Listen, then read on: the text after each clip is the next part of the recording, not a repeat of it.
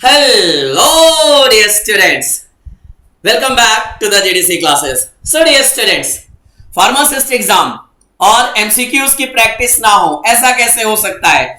आप किसी भी फार्मासिस्ट एग्जाम का टारगेट कर रहे हैं, चाहे आप AIIMS, railway, GSSB, JKSSB, MP pharmacist की बात करें, वेस्ट बंगाल की बात करें, हरियाणा फार्मासिस्ट की बात करें, कोई भी फार्मासिस्ट एग्जाम की आप डीएमआर की बात करिएगा, मींस कोई भी फार्मासिस्ट एग्जाम है, उन सभी की तैयारी के लिए आपके लिए जीडीसी लेके आया है pharmacist exam model paper series, जहां पे हम पूरा सिलेबस, कंप्लीट सिलेबस के मॉडल क्वेश्चंस डिस्कस करने वाले हैं विद एक्सप्लेनेशन, जहां पे फार्मा और नॉन फार्मा दोनों सेक्शन के क्वेश्चंस कवर किए जाएंगे। तो चलिए शुरुआत करते हैं आज की सीरीज का पहला क्वेश्चन। थोड़ा सा जोश को और बढ़ाते हैं, आज की सीरीज में पहला क्वेश्चन लेके आते हैं। जैसा कि आप सभी से मैंने वादा किया था कि आप आज का मॉडल पेपर सॉल्व करना, बहुत सारी चीजें आज आपको यूनिक तरीके से मिलेंगी और एज पर द पैटर्न, क्योंकि हाँ, कहीं ना कहीं इस पेपर में इस क्वेश्चंस को बनाने में मैंने थोड़ा टाइम ज्यादा दिया है, चाहे वो आपका रीजनिंग हो, चाहे वो आपका फार्माकोलॉजी हो, चाहे वो जीके हो, चाहे वो जीएस हो, हर जगह से आपके क्वेश्चन काफी अच्छे आज देखने को मिलेंगे। तो चलिए, पहला क्वेश्चन क्या कह रहा है? Which antihistaminic is not a bronchodilator. अब बेटा, ब्रोंकोडाइलेटर की बात किया जाएगा तो अस्थमा में आपको ब्रोंकोडाइलेटर 3 क्लासेस की याद आती है। पहली याद आती है बीटा 2 एगोनिस्ट, दूसरी एंटीकोलिनर्जिक और तीसरी हमारी मिथाइल ज़ैंथिन डेरिवेटिव। टेरब्यूटालिन की बात करोगे, ये हमारी बीटा 2 एगोनिस्ट है। इप्राट्रोपियम ब्रोमाइड, टायोट्रोपियम ब्रोमाइड की बात करोगे, ये हमारी एंटीकोलिनर्जिक है और थियोफाइलिन मिथाइल ज़ैंथिन डेरिवेटिव है। जबकि सोडियम क्रोमोग्लाइकेट, निडोक्रोमिल, कीटोटिफेन की बात करेंगे, ये मास्ट सेल स्टेबलाइजर होगा। एडमिट कार्ड डाउनलोड हो रहा है बेटा, बच्चों ने किया है, साइट थोड़ी स्लो चल रही है, थोड़ी सी कोशिश करना, आ जाएगा। रात में एक बार कर लेना, शायद जल्दी डाउनलोड हो जाएगा। तो यहां पे आंसर सोडियम क्रोमोग्लाइकेट मिलेगा, क्योंकि ये हमारा मास्ट सेल स्टेबलाइजर होता है, ये ब्रोंकोडाइलेटर नहीं होता है। एंटी एस्थमेटिक ड्रग का क्लासिफिकेशन काफी इंपॉर्टेंट में से एक है। ब्रोंकोडाइलेटर 3 क्लासेस में, then leukotriene antagonist, montelukast, zafirlukast, mast cell stabiliser में 3 ड्रग आएंगी। देन हमारी कॉर्टिकोस्टेरॉइड सिस्टमिक और inhalational, then anti IgE antibody यहां पे देखने को मिल जाएगा। सर जी आज ही करवा दो दोनों टेस्ट, कल एग्जाम सेंटर के लिए ट्रेवलिंग करना है। बेटा आज ही दोनों होने का मतलब नहीं होगा, आज एक दीजिए, कल दूसरा कोशिश हम करेंगे, ठीक है। चलिए आइए नेक्स्ट क्वेश्चन की तरफ मूव करते हैं। नेक्स्ट क्वेश्चन ध्यान से पढ़ना, ध्यान से पढ़ना, चीटिंग मत करना, बहुत प्यार से क्वेश्चन को पढ़ना। क्वेश्चन देखने में बड़ा है लेकिन आपको याद रखना। हाँ जी, देखो क्वेश्चन क्या कह रहा है। पहले समझो A 30 years old manic patient was prescribed haloperidol।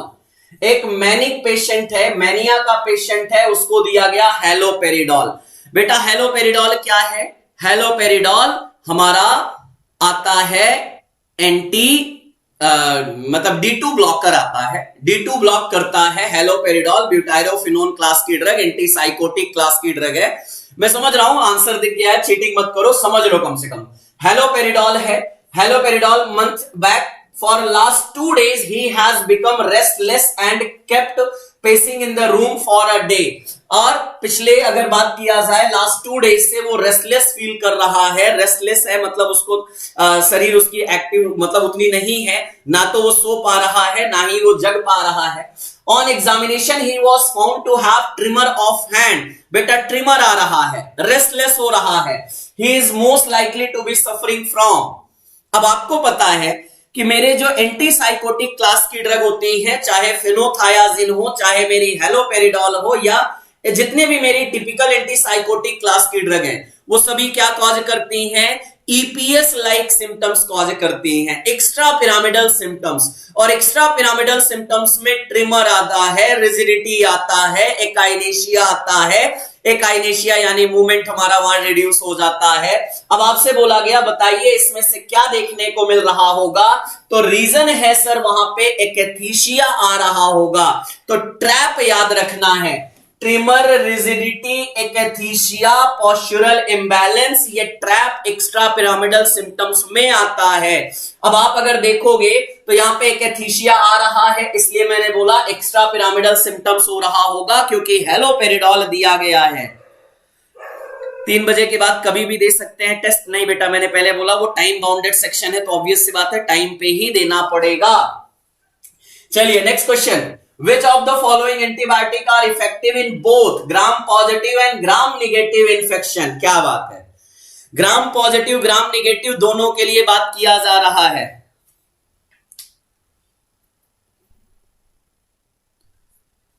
चलो चलो चलो चलो चलो चलो, अब आपको याद आ रहा है कि बेटा इसमें आपको क्या देखना है कि कौन सी हमारी ब्रॉड स्पेक्ट्रम है। यहां पे only one, only two, both one and two, neither one और टू की बात किया जा रहा है। तो जरा मुझे कंफर्म करना, सर आपकी टेट्रासाइक्लिन तो ब्रॉड स्पेक्ट्रम एंटीबायोटिक है, ये तो करेक्ट है, लेकिन अगर आप सेफेलोस्पोरिन की बात करोगे, फर्स्ट जनरेशन छोड़ दिया जाए, सेकेंड जनरेशन ऑनवर्ड जितने आते हैं, वैसे ब्रॉड स्पेक्ट्रम में तो आपको सीटी याद आता है ना, क्लोरमफेनिकॉल और टेट्रासाइक्लिन याद आता है, लेकिन अगर आप और आगे बढ़ोगे तो आपको सेफेलोस्पोरिन की third generation, fourth generation, fifth generation की बात किया जाएगा, तो आपको क्या याद आएगा कि हाँ जी सर वो ग्राम पॉजिटिव ग्राम निगेटिव में आएंगे। सर ये एम्स रायपुर का क्वेश्चन था, जी हाँ, और वहां पे आंसर यहाँ पे बोथ 1 and 2 करेक्ट होगा, क्योंकि ये दोनों, क्योंकि सर आपसे सेफेलोस्पोरिन और टेट्रासाइक्लिन की बात किया जा रहा है। सर सीटी बजेगी, आपने ये चीज जरूर, अब देखो पेनिसिलिन जी की बात करो, इरिथ्रोमाइसिन की बात करो, स्ट्रेप्टोमाइसिन की बात करो, ये सब नैरो स्पेक्ट्रम में आते हैं, लेकिन क्लोरमफेनिकॉल टेट्रासाइक्लिन ब्रॉड स्पेक्ट्रम में आते हैं। लेकिन अगर आप वही सेफेलोस्पोरिन की बात करोगे तो जो हमारी न्यूअर जनरेशन है सॉरी, न्यूअर जनरेशन हमारी जो है वो ऐसी है जो मेनली क्या है, दोनों पे काम करती हैं। करेक्ट है, ग्राम पॉजिटिव ग्राम निगेटिव दोनों पे काम करती हैं। आइए, Mesna is used for reducing the side effect of which anti-cancer drug? मेस्ना किसके लिए यूज किया जाता है? प्रो बेटा कमेंट पढ़ लिया हूं, देख लिया हूं, कोशिश करते हैं, अभी गारंटी नहीं दे पाऊंगा, एक बार टीम से बात करना पड़ेगा, फिर मैं डिस्कशन के बाद बता पाऊंगा। चलो आ जाओ। तो अगर हम यहां पे बात कर रहे हैं कि मेस्ना किसका एंटीडॉट होता है, एंटी कैंसर क्लास की ड्रग में डिफरेंट आपने एंटीडॉट्स पढ़े होंगे। अब अगर आप साइक्लोफॉस्फामाइड याद करते हो तो हीमोरेजिक सिस्टिस और एलोपेसिया याद आता है, क्योंकि साइक्लोफॉस्फामाइड का जो एक्टिव मेटाबोलाइट एक्रोलिन होता है वो ये हीमोरेजिक सिस्टिस कॉज करता है, और उसी के लिए मेस्ना दिया जाता है। तो यहां पे आंसर क्या हो जाएगा, हाँ जी हमारा साइक्लोफॉस्फामाइड की बात किया जाएगा। अच्छा एक बात और सुन लीजिएगा, एंटीडॉट जितने भी हैं, जैसे अगर आपसे बात किया जाए मेथोट्रेक्सेट का एंटीडॉट, सर आपको फोलिक एसिड याद आएगा। साइक्लोफॉस्फामाइड फॉस्फामाइड की बात करोगे तो आपको वहां पे मेस्ना याद आएगा। ये आपके जितने एंटीडॉट वाले पार्ट हैं उनको जरूर एक बार नजर में रखिएगा, क्योंकि क्वेश्चन आते हैं एंटीडॉट से बात किया जाएगा। मैंने बोला साइक्लोफॉस्फामाइड का जो एक्टिव मेटाबोलाइट एक्रोलिन बनता है वो हीमोरेजिक सिस्टिस कॉज करता है, और उसी के लिए मेस्ना दिया जाता है जो उसको क्या करता है, कंट्रोल करता है। Which of the following is a selective 5-HT1B1D receptor agonist? मैंने बोला था अगर ऐसा क्वेश्चन आए तो सिर्फ याद रखना कि सुमन नाम की लड़की है जो बीड़ी पीती है, तो सुमाट्रिप्टन याद रखना जो बीड़ी पीती है, यानी 5-HT1B1D की बात किया जाएगा, सुमाट्रिप्टन याद आएगा। देखो बुस्पिरॉन क्या है, ये 5-HT1A एगोनिस्ट है, ओंडेनसेट्रॉन 5-HT3 एंटागोनिस्ट है, सीसाप्राइड 5-HT4 एगोनिस्ट है। लेकिन सुमाट्रिप्टन की बात किया जाएगा, ये 5-HT1B1D एगोनिस्ट की क्लास में आती है, और हाँ सर ये माइग्रेन में यूज की जाती है, वो हमारी आएंगे। आजकल तो सिगरेट जाने दो दे, हाँ जी, ट्रिप्टन क्लास की जितनी भी ड्रग हैं वो 5-HT1B1D की बात किया जाएगा। मैंने आपको एक सिंपल समझने के लिए बोला था कि कभी भी आपको सेरोटोनिन से पूछा जाए तो याद रखना 1 और 4 का एगोनिस्ट है, 1 और 4 का एगोनिस्ट है, 2 और 3 का एंटागोनिस्ट है। सुमा इज अ बैड गर्ल, बढ़िया, ठीक है, चलेगा, कुछ भी याद रखो। A 40 years old man ध्यान से पढ़ना, मैंने बोला कंडीशनल क्वेश्चन को समझना जरूरी है और जितना समझोगे उतना जल्दी आंसर दोगे। A 40 years old man has megaloblastic anemia and early sign of the neurological abnormality. The most probably required. Okay, बताओ उसको क्या देने की जरूरत है। क्वेश्चन में कुछ नहीं है, सिर्फ एक लाइन का मतलब समझना था कि बोला गया है मेगेलोब्लास्टिक एनीमिया हुआ है, 40 इयर्स का पर्सन है। अब उसको बोला गया उसको न्यूरोलॉजिकल एबनॉर्मेलिटीज हो रही हैं, तो आप क्या दोगे। अब आपको यहां पे याद आएगा कि सर एक बात बताइए, मेगेलोब्लास्टिक एनीमिया तो फॉलिक एसिड की बात करता है। आपकी बात बिल्कुल सही चली जाएगी, लेकिन मैंने आपको बोला था, बहुत ध्यान से सुनना, कि मेगेलोब्लास्टिक एनीमिया के 2 क्लासेस होती हैं। अगर याद आ रहा हो, क्लास में अच्छे समझाया है कि मेगेलोब्लास्टिक एनीमिया की 2 क्लासेस होती हैं। एक फोलेट डिफिशियंसी से होता है और दूसरा विटामिन B12 की डिफिशियंसी से होता है। और इसी विटामिन B12 की डिफिशियंसी वाले को हम अलग से नाम परनीशियस एनीमिया दे देते हैं। और आपको पता है कि सर हमारे विटामिन बी कॉम्प्लेक्स की डिफिशियंसी से न्यूरोलॉजिकल एबनॉर्मेलिटीज होती है। तो 2 चीजें ध्यान देना है। अगर आप सिर्फ मेगलोब्लास्टिक एनीमिया देख के फॉलिक एसिड देने जाओगे, आंसर गलत हो जाएगा।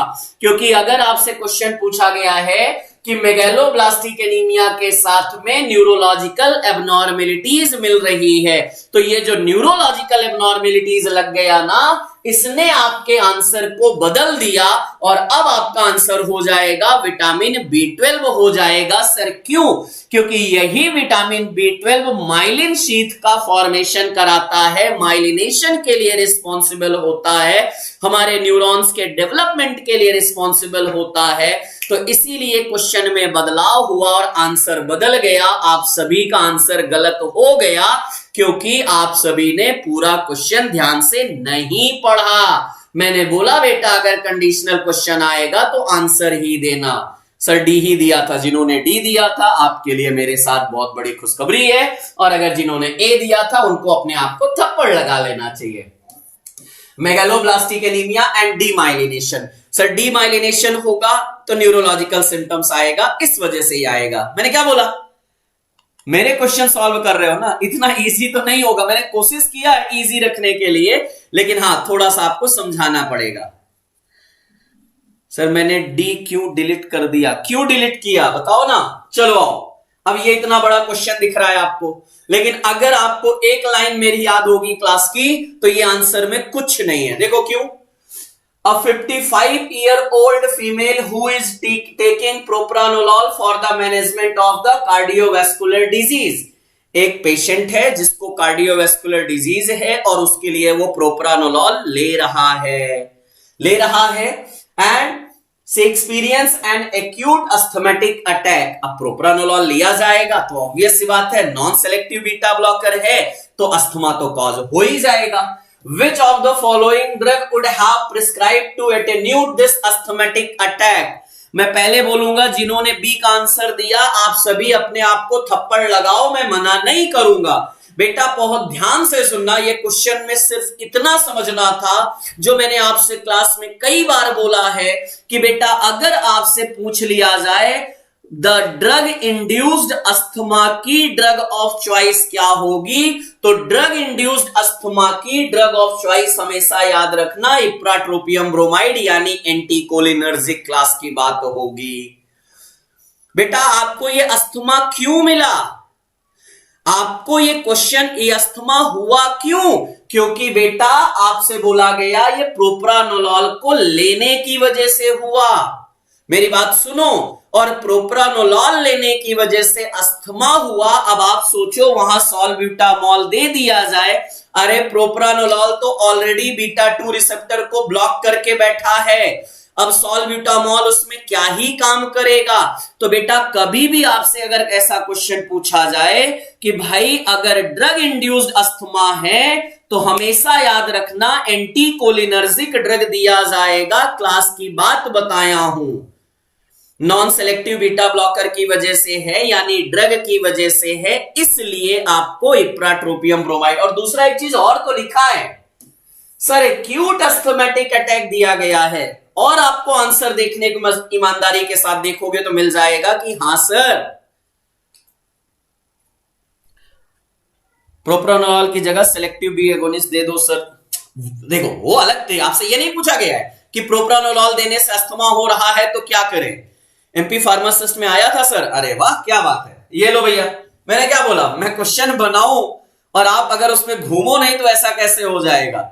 ये हाँ आंसर मेरा यहां पे इप्राट्रोपियम ब्रोमाइड, टायोट्रोपियम ब्रोमाइड दिया जाएगा अगर आपसे पूछा गया है ड्रग इंड्यूस्ड की बात। क्योंकि भैया अगर पेशेंट ऑलरेडी बीटा ब्लॉकर ले रहा है, आप उसको बीटा 2 एगोनिस्ट क्यों दोगे।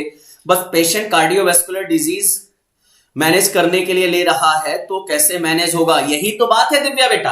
अगर मैं बीटा 2 एगोनिस्ट दे दूंगा, समझो मेरी बात, तो हमारा प्रोप्रानोलॉल अपना काम करेगा क्योंकि वो एंटागोनिस्ट है, वो ज्यादा तेज से ब्लॉक करेगा।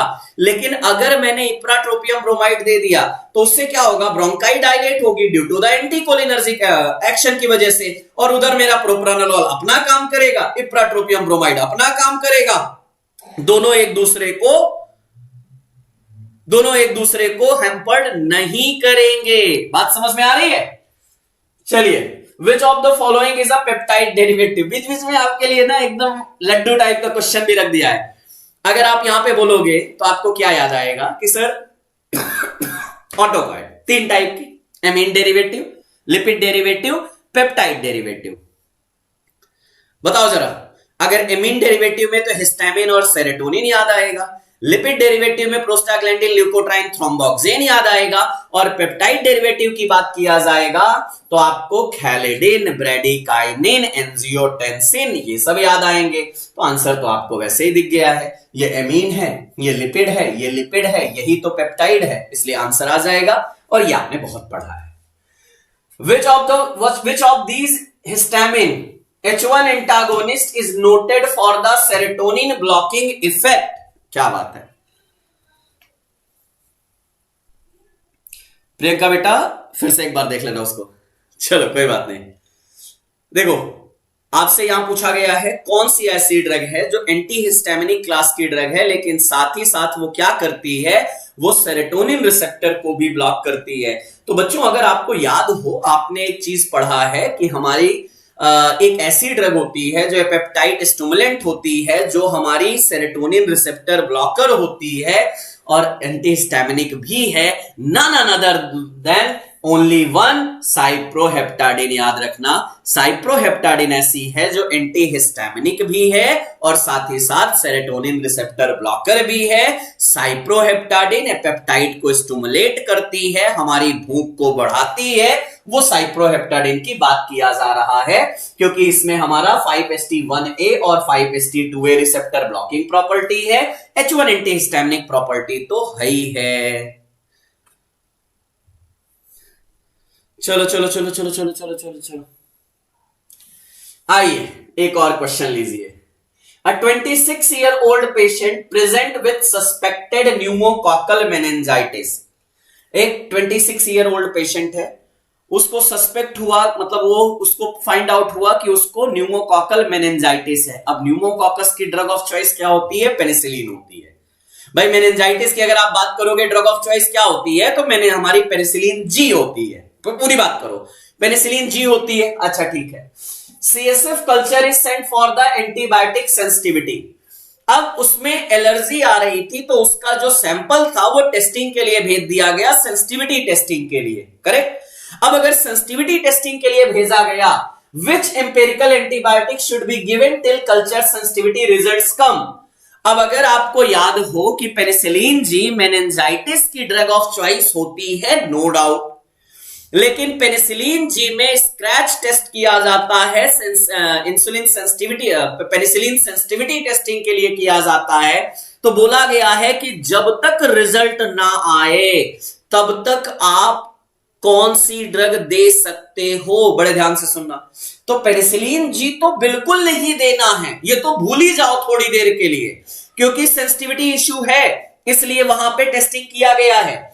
सेफ्ट्राइएक्सोन, मेट्रोनिडाजोल, बेटा मेट्रोनिडाजोल कभी भी हमारे न्यूमोकॉकल मेनिंजाइटिस में कोई रोल प्ले करेगा ही नहीं, तो ये तो सही नहीं हो सकता है। अब बचा डॉक्सीसाइक्लिन और सेफोटैक्सिम विद द वैंकोमाइसिन।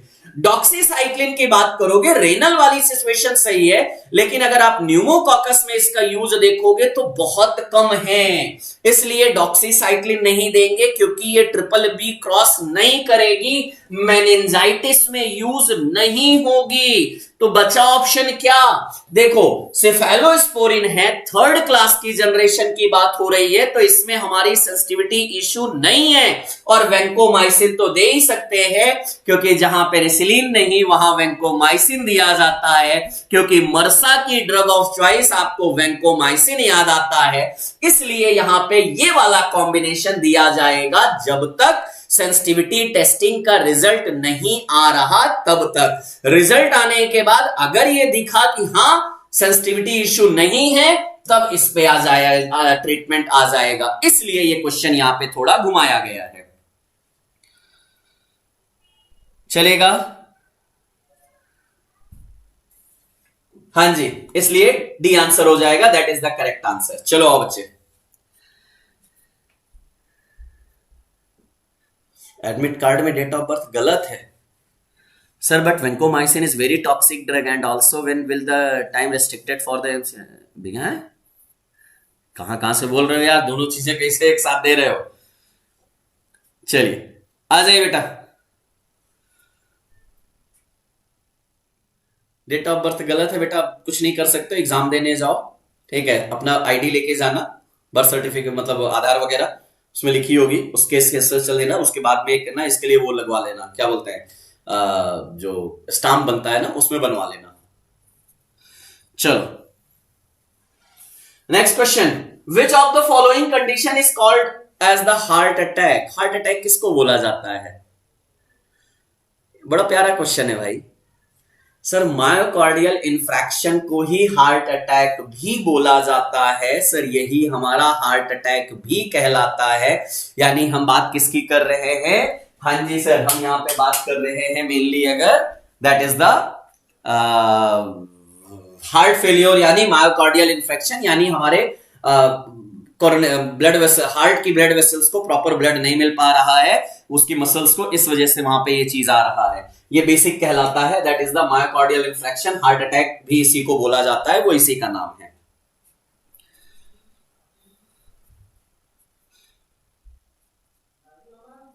चलो चलो चलो नेक्स्ट क्वेश्चन पे आओ। A 30 years old pregnant woman develop tuberculosis. Which of the following anti-tubercular drug should not be used?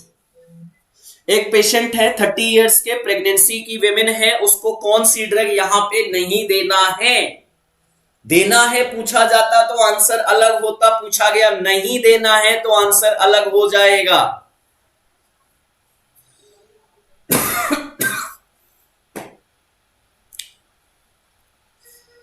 बोलो बोलो बोलो बोलो बोलो।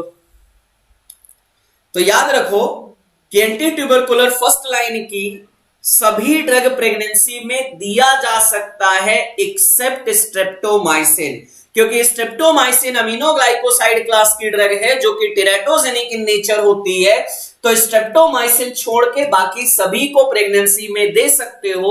हाँ, ड्रग ऑफ चॉइस पूछा जाएगा तो रिफैम्पिसिन याद आएगा, लेकिन आपसे बोला गया कौन सी नहीं देनी है, तो स्ट्रेप्टोमाइसिन छोड़ के बाकी सब दे सकते हो। एब्सोल्युटली कॉन्ट्राइंडिकेटेड होती है ड्यूरिंग द प्रेगनेंसी की बात करते हैं, और ओटोटॉक्सिसिटी, नेफ्रोटॉक्सिसिटी, ये सब तो आपको कंफर्म ही है। नहीं बेटा मैथ्स के क्वेश्चन पे मत जाओ। Drug that specially inhibit calcineurin in the activated T lymphocyte,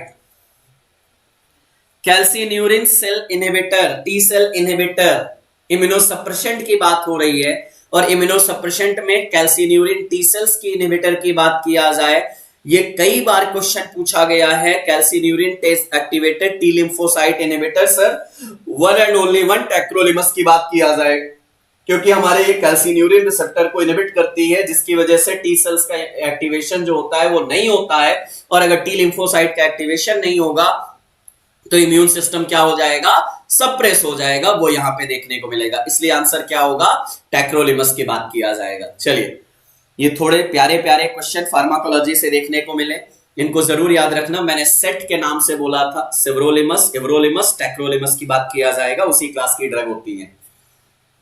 आइए नेक्स्ट क्वेश्चन, कोग्नोसी से फटाफट। Indole 3 acetic acid is the most known naturally occurring plant hormone. Indole 3 acetic acid की बात करोगे सर, एब्सिसिक एसिड की बात किया जाएगा।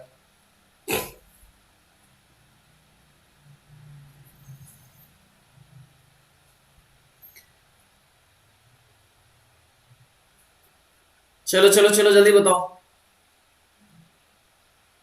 अरे सर हमारा ऑक्सीजन की बात करोगे, ऑक्सीजन, हाँ जी सर, इंडोल 3 एस्टिक एसिड या फिनाइल एस्टिक एसिड, इंडोल 3 एस्टोनाइट्राइल की बात किया जाएगा। ये नेचुरली अकरिंग हमारे ऑक्सीजन हार्मोन होते हैं। जबकि सिंथेटिक की बात किया जाएगा 2,4-D की बात करोगे, 2,4,5-T की बात करोगे, Na आता है, IBA आता है। ये सभी हमारे क्या होते हैं, ऑक्सीजन डेरिवेटिव होते हैं, नेचुरल या synthetic hormone. Plant tissue culture कई बार बोला हूं बेटा, जरूर देख के जाना। The aromatic water used as the carminative for infant in gripe water। बच्चों को ग्राइप वाटर दिया जाता है, चिल्ड्रेन को, और वो जो चिल्ड्रेन को ग्राइप वाटर दिया जाता है उनके डाइजेशन के लिए अच्छा होता है। बताइए वो किसका होता है?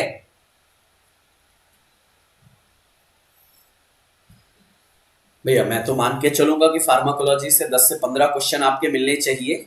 समय बताएगा, कल आप मुझे बताओगे 26 के बाद।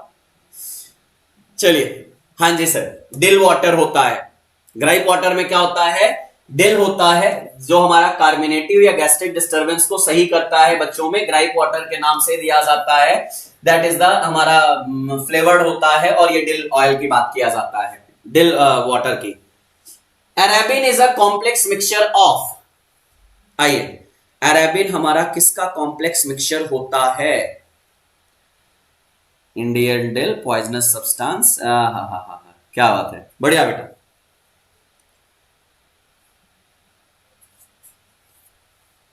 अरेबिन इज अ कॉम्प्लेक्स मिक्सचर कितना होता है? अरेबिक एसिड के साथ में कैल्शियम, मैग्नीशियम, पोटेशियम तीनों होता है। ए आंसर की बात करोगे, क्योंकि ये सर हमारा क्या होता है, क्रिस्टल फॉर्म में आता है।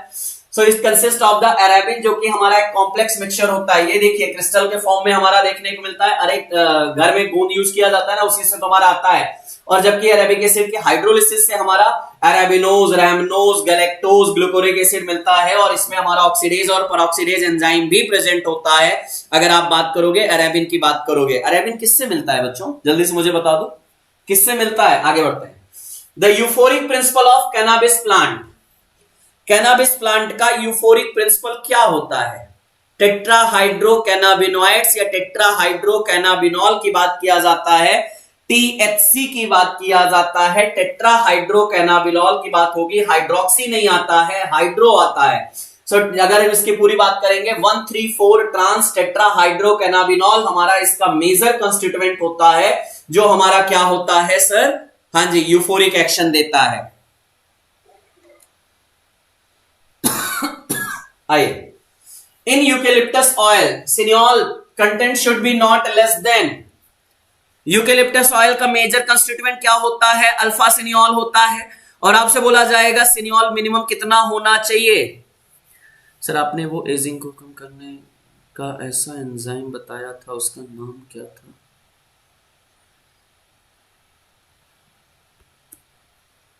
ग्लूटेथियोन की बात हुई होगी, और किसकी बात हुई होगी?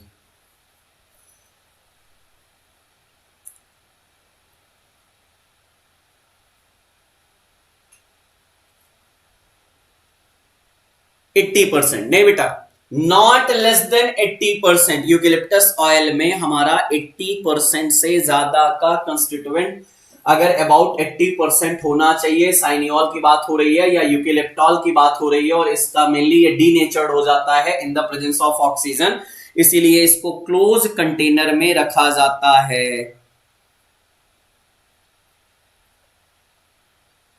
हाँ जी,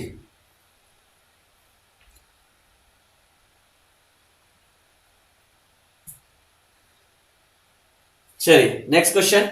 isabgol consist of dried seeds of, क्या बात है, इसबगुल की बात करोगे, प्लांटेगो ओवाटा की बात करोगे, प्लांटेजिनेसी फैमिली की बात करोगे, और इसबगुल हमारा क्या होता है? हाँ जी सर, स्वेलिंग एजेंट के रूप में काम करता है। प्लांटेजिनेसी फैमिली म्यूसिलेज होता है, डिमल्सेंट लैक्सेटिव के रूप में काम करता है। अगर बेल की बात करोगे ईगल मार्मेलस हमारा होता है जिसकी डाइजेस्टिव के रूप में काम करता है। कैराजिनेन की बात करेंगे कॉन्ड्रस साइप्रस से हमारा क्रिस्पस से हमारा ऑब्टेन्ड होता है और ये भी एंटी डायरियल डिमल्सेंट होता है। अगर जिलेडियम एमंसी की बात करोगे एगारोज हमारा आता है, सबके नाम आपको ऑलरेडी पता है, इसमें मुझे कुछ ज्यादा बोलने की जरूरत नहीं है। प्लांटेजिनेसी फैमिली। हाँ जी, चलिए ज्यूरिस्प्रूडेंस की तरफ मूव किया जाए। पहला question, licence in form 10 is issued for the import of.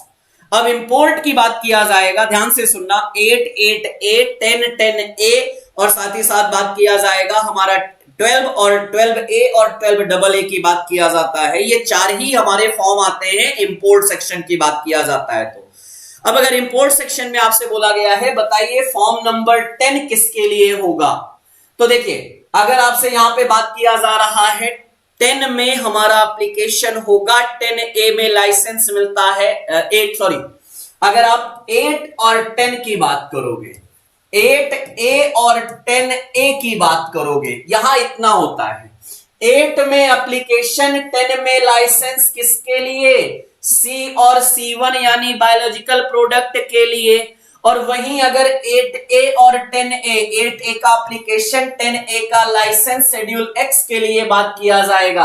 आपसे 10 पूछा गया है, बायोलॉजिकल प्रिपरेशन यानी schedule C and C1 class की बात करोगे ये याद आएगा। पर्सनल के लिए बात करोगे 12A याद आएगा, और अगर आप साथ ही साथ वहां पे हमारा बात करोगे टेस्टिंग के लिए तो 12 याद आएगा, ये हमारा होता है। तो ये दोनों जरूर याद रखना कि 8 में एप्लीकेशन फॉर द बायोलॉजिकल और 10 में लाइसेंस, 8A में application for the schedule X और 10A में लाइसेंस आएगा। और बायोलॉजिकल प्रोडक्ट आप सभी को पता है C, हाँ जी, C में बायोलॉजिकल प्रोडक्ट आता है पेरेंट्रल और C1 में, C में नॉन पेरेंट्रल, C1 में पेरेंट्रल की बात किया जाता है। ये तो बात याद है ना। ड्रग कभी कभी पूछा जाता है इसलिए ध्यान रखना। Which among the following is an analytical agency constituted for efficient administration of DNC Act? अब बेटा DNC Act के अंतर्गत अगर आप देखोगे तो 3 टाइप के यहाँ पे कमिटीज बनती हैं। एक एडवाइजरी कमेटी होती है, एक एनालिटिकल कमेटी होती है, एक एग्जीक्यूटिव बॉडी होती है। 3 बॉडी होती हैं। आपसे पूछा गया है एनालिटिकल बॉडी में कौन आता है, तो ड्रग लेबोरेटरी आती है, सेंट्रल और स्टेट ड्रग लेबोरेटरी, और ड्रग एनालिस्ट आता है। जरा इधर ध्यान देना, ड्रग लेबोरेटरी आएगा। कंट्रोलिंग अथॉरिटी की बात करोगे एग्जीक्यूटिव में आएगा, डीटीएबी की बात करोगे एडवाइजरी में आएगा, ड्रग कंसल्टेटिव कमेटी ये भी एडवाइजरी में आएगा। तो एडवाइजरी में तो 2 होते हैं, एनालिटिकल में 3 आते हैं, सेंट्रल, स्टेट लेबोरेटरी और ड्रग एनालिस्ट। और अगर एग्जीक्यूटिव की बात करोगे तो controlling authority, licensing authority, drug inspector और कस्टम कलेक्टर की बात किया जाता है। इनसे क्वेश्चन जरूर आते हैं। चलिए ठीक है भैया, आपकी बात सर आंखों पर, ऐसे क्वेश्चन नहीं आते हैं, क्वेश्चन तो कहीं और से आएंगे। चलिए जी सर, एनालिटिकल बॉडी की बात करोगे central drug laboratory, state laboratory और गवर्नमेंट एनालिस्ट की बात किया जाएगा। ये हमारे किस में आते हैं, एनालिटिकल में आते हैं। अगर आपसे एग्जीक्यूटिव की बात किया जाएगा तो वो अलग होंगे, और आपसे अगर एडवाइजरी की बात किया जाएगा तो वो हमने बोला। सुनील अभी उसके लिए कोई खबर नहीं है बेटा, थोड़ा इंतजार और करना पड़ेगा।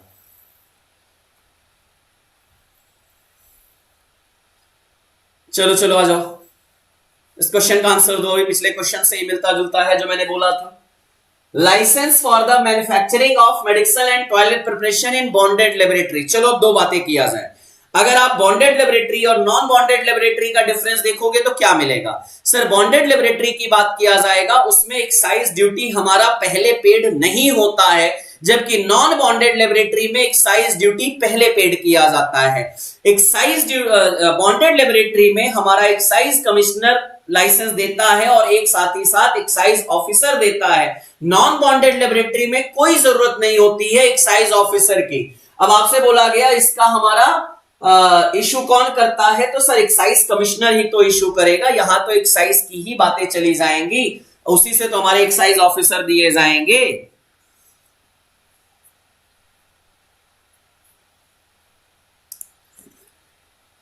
बेटा आरआरबी का भी भरोसा है, आरआरबी की वैकेंसी ज्यादा है तो थोड़ा सा इसलिए इंतजार करो। उसके सेक्शन वाइज वैकेंसी हो रही है, अप्रैल का उम्मीद करके चलो, अप्रैल में उसका एग्जाम होना चाहिए। चलिए next, in case of the antisera vaccine diagnosis toxoid veterinary use. देखो सीधा सीधा मैंने बोला था, अगर वैक्सीन सीरा टॉक्सॉइड की बात करो,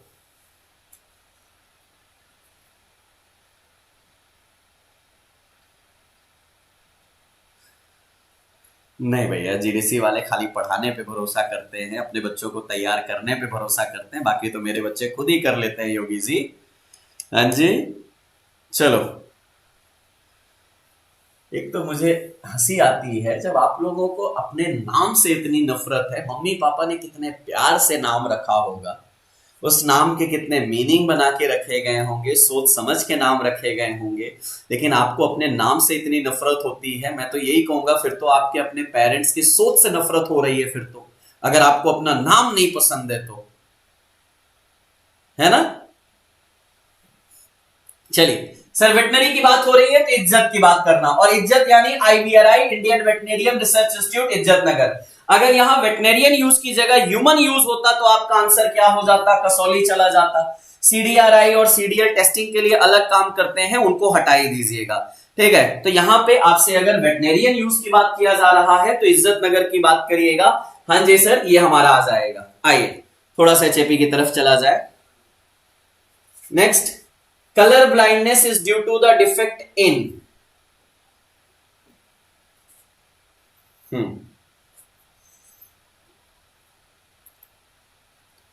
चलो चलो बताओ जल्दी से।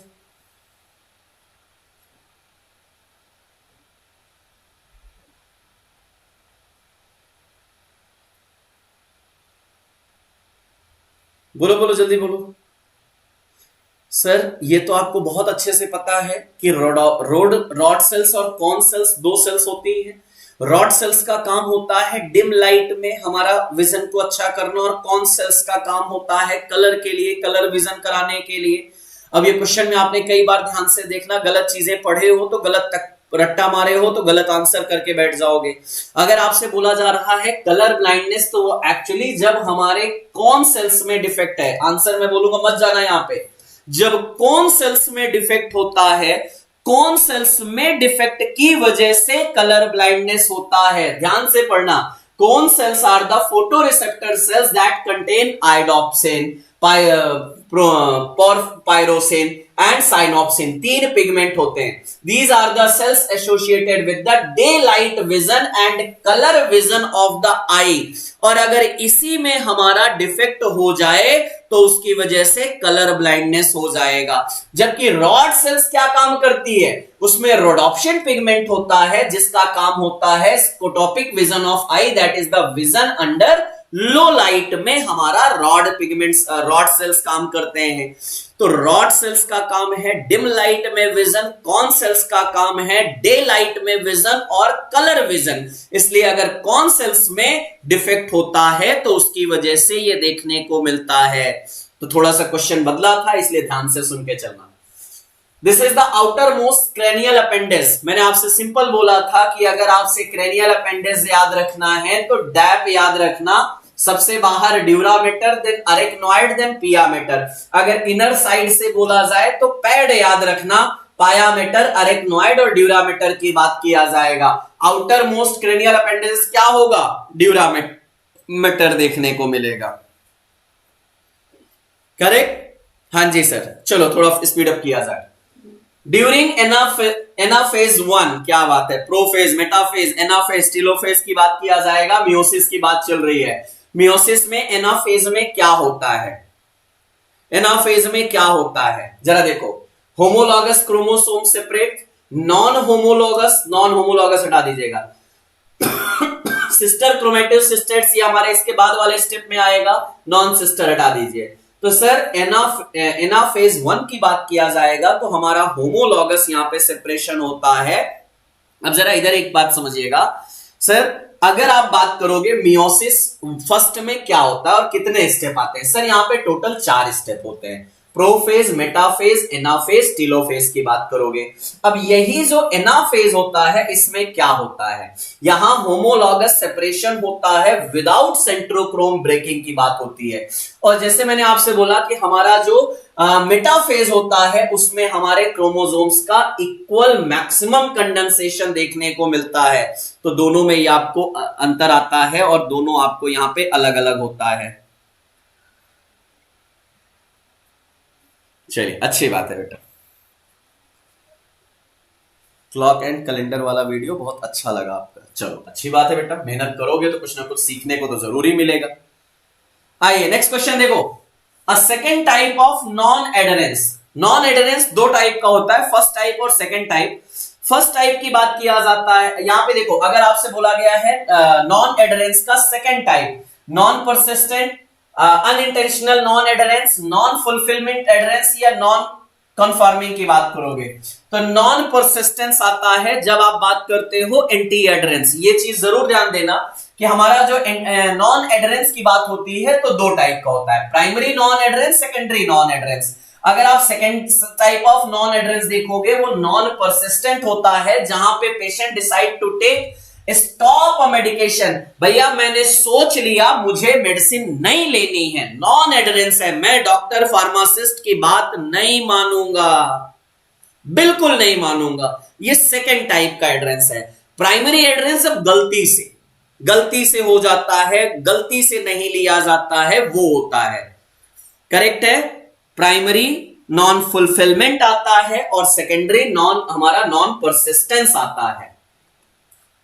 The first person who discovered Mycobacterium tuberculosis, Mycobacterium tuberculosis। अब आप बात करोगे सर माइकोबैक्टीरियम लैप्रा तो हमें पता है, जीए हेंसन साहब, हेंसन डिजीज इसीलिए उसको बोला जाता है लेप्रोसी को।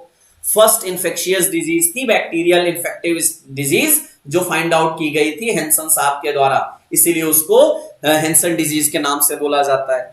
लेकिन अगर आपसे बोला गया माइकोबैक्टीरियम ट्यूबरकुलाई किसने डिस्कवर किया, तो सर जी हाँ, इसी वजह से इनको फादर ऑफ बैक्टीरियोलॉजी, कल का वीडियो देखा था डिफरेंट फादर्स में।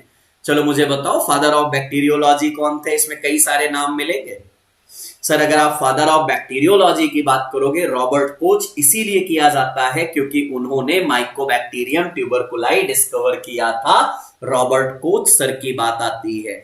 एडवर्ड जेनर तो वैक्सीन से आते हैं। लुइस पाश्चर की बात करोगे सर इनको पाश्चराइजेशन में रखा जाता है, और रॉबर्ट कोच और पाश्चर मिलके ही हमारे यहाँ पे आते हैं। चार्ल्स डार्विन, ये तो डार्विन सिद्धांत अलग ही है, डार्विन सिद्धांत, मार्क लेमार्क है ना, founder of modern bacteriology Robert Koch, और उन्होंने ही सबसे पहले माइकोबैक्टीरियम ट्यूबरकुलाई की डिस्कवरी की थी, इसीलिए उनको बोला जाता है।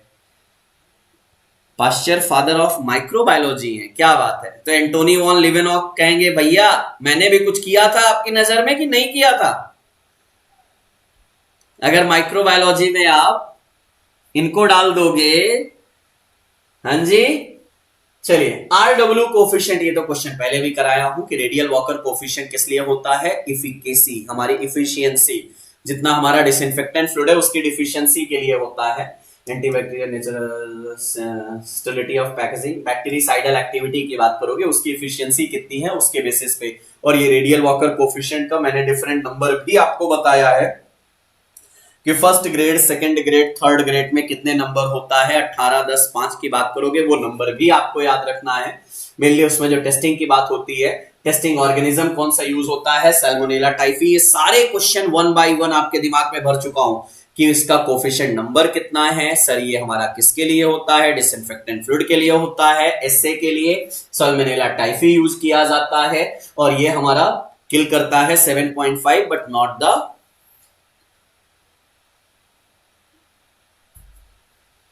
चलिए आइए, which of the following are obligate intracellular parasites.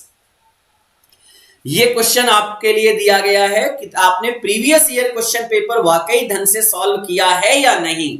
अगर किया है तो ये आंसर आपका है, बताइए जरा। ऑब्लिगेट इंट्रासेलुलर पैरासाइट्स, इंट्रासेलुलर और ऑब्लिगेट।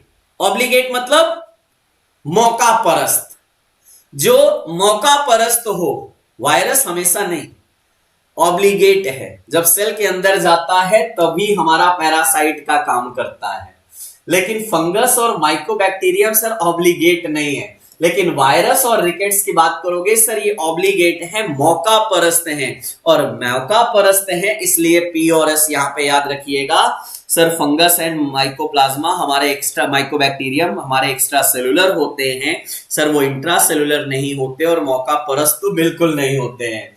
जी हाँ, तो अगर आपसे बात किया जाएगा ऑब्लिगेट इंट्रासेलुलर पैरासाइट्स, वायरस आ जाएंगे, क्लेमाइडिया आएगा, रिकेट्सिया, कॉक्सिला आएगा, कुछ हमारी माइकोबैक्टीरियम लैप्री वगैरह आएगा, लेकिन ट्यूबरकुलाई नहीं आता है, तो वो आता है। चलिए रीजनिंग के प्यारे प्यारे क्वेश्चन ध्यान से पढ़ना, थोड़े मजेदार क्वेश्चन है। कल मैंने आपसे प्रॉमिस किया था कि डाइस का, 2 डाइस का क्वेश्चन आपको कराया था, उसमें आपको बताया था कि कैसे आपको नंबर फाइंड आउट करना है। आज उसमें लेके आया हूं 1 डाइस की बात करूंगा, थोड़ा सा मिरर इमेज से लेके भी चलेंगे, उन चीजों को बात करेंगे। कल के क्वेश्चन में आपको मैं क्लॉक से क्वेश्चन लेके आऊंगा मॉडल पेपर में, ताकि हम क्लॉक वाले को भी एक बार रिवीजन कर सकें। चलिए सभी लोग ध्यान से। Mohini went to the movie 9 days एगो। मोहिनी जो है, चलो भैया, मोहिनी मूवी देखने गई कितने दिन पहले? 9 days एगो, 9 दिन पहले। She goes to the movie only on the Thursday, और 9 दिन पहले था क्या? तो सर 9 दिन पहले था, थर्सडे था, करेक्ट है। What day of the week today? 9 दिन पहले थर्सडे था मूवी जब मोहिनी देखने गई थी, तो आज क्या है? अब आप मुझे बताइए, 9 दिन पहले थर्सडे था, तो ऑब्वियस सी बात है 7 दिन के बाद फिर से हमारा थर्सडे आ जाएगा, 7 दिन के बाद फिर से थर्सडे आ जाएगा।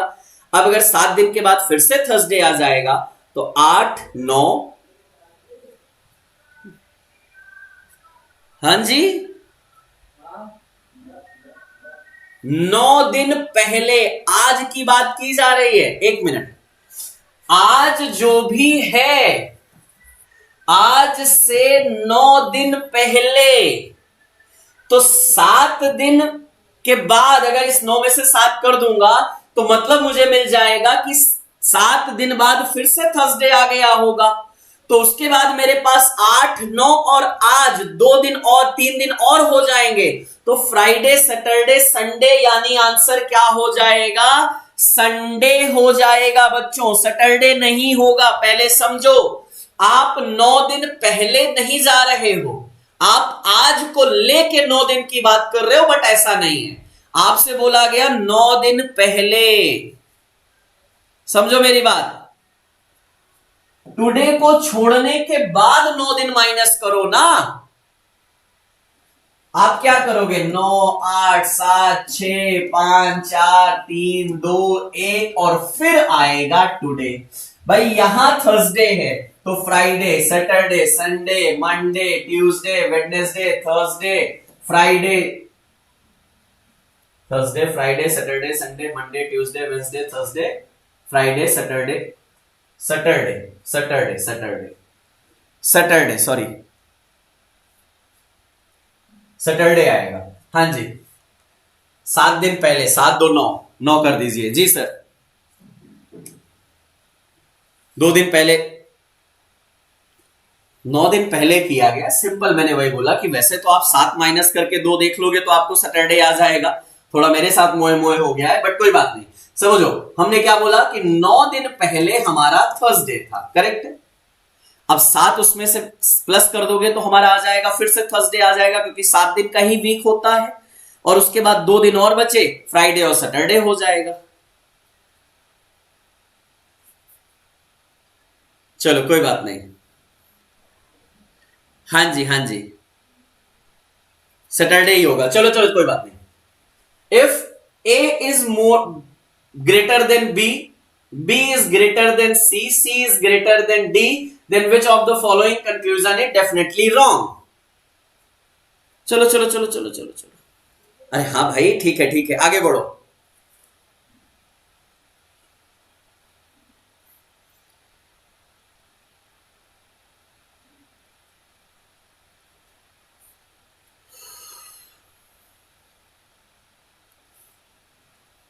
अब ये तो जल्दी से बताओगे, देखो a is greater than b, b is greater than c, अगर यहां पे आप बनाओगे तो ऐसे बन जाएगा।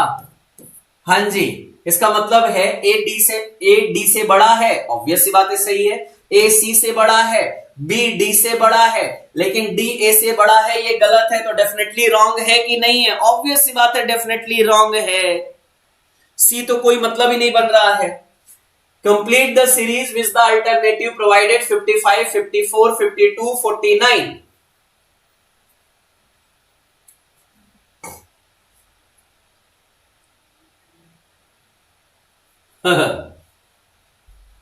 -1, -2, -3, -4, -5। कितना इजी क्वेश्चन है? चलो चलो बोलो जल्दी से। इतना ही क्वेश्चन है, अगर पैटर्न समझ लिया तो रीजनिंग का क्वेश्चन बड़े आराम से आएगा। सर अगर 49 से -4 करोगे तो 45 आ जाएगा, देन 5 माइनस करोगे तो 40 आ जाएगा, यानी बी आंसर हो जाएगा। क्या ही है क्वेश्चन भाई, बड़े आराम से सॉल्व करने वाला। चलिए next. Anu is daughter of my mother's brother Abhay. चलिए बताइएगा जल्दी से। अनु में, ये मैं हूं, ये मेरी मदर है? मदर का ब्रदर है अभय, अभय इनका भाई है। Pari is grand daughter of my mother, Pari is grand daughter of my mother, यानी मेरी बेटी हो सकती है। परी शुड कॉल्ड अनु, इनकी बेटी है अनु। अब देखो अनु क्या हुई? अनु मेरे मामा की लड़की हुई, करेक्ट? अनु मेरे मामा की लड़की हुई, तो परी शुड कॉल्ड अनु एज, तो क्या बोलेगी? अरे ये मेरी बहन हुई, अल्टीमेटली मामा की लड़की, यानी कजिन में चलो कजिन चलते हैं। कौन बोलेगी? बुआ ना, बुआ यानी आंटी होगी ना। हाँ जी सर, आंटी आ जाएगा। जी सर, चाची नहीं होगी जी, बुआ होगी। चाची काहे होगी? बुआ होगी। हिंदी में जाओगे तो, हिंदी में जाओगे तो बुआ होगी, और अगर इंग्लिश में जाओगे तो आंटी होगी, यानी आंट होगी।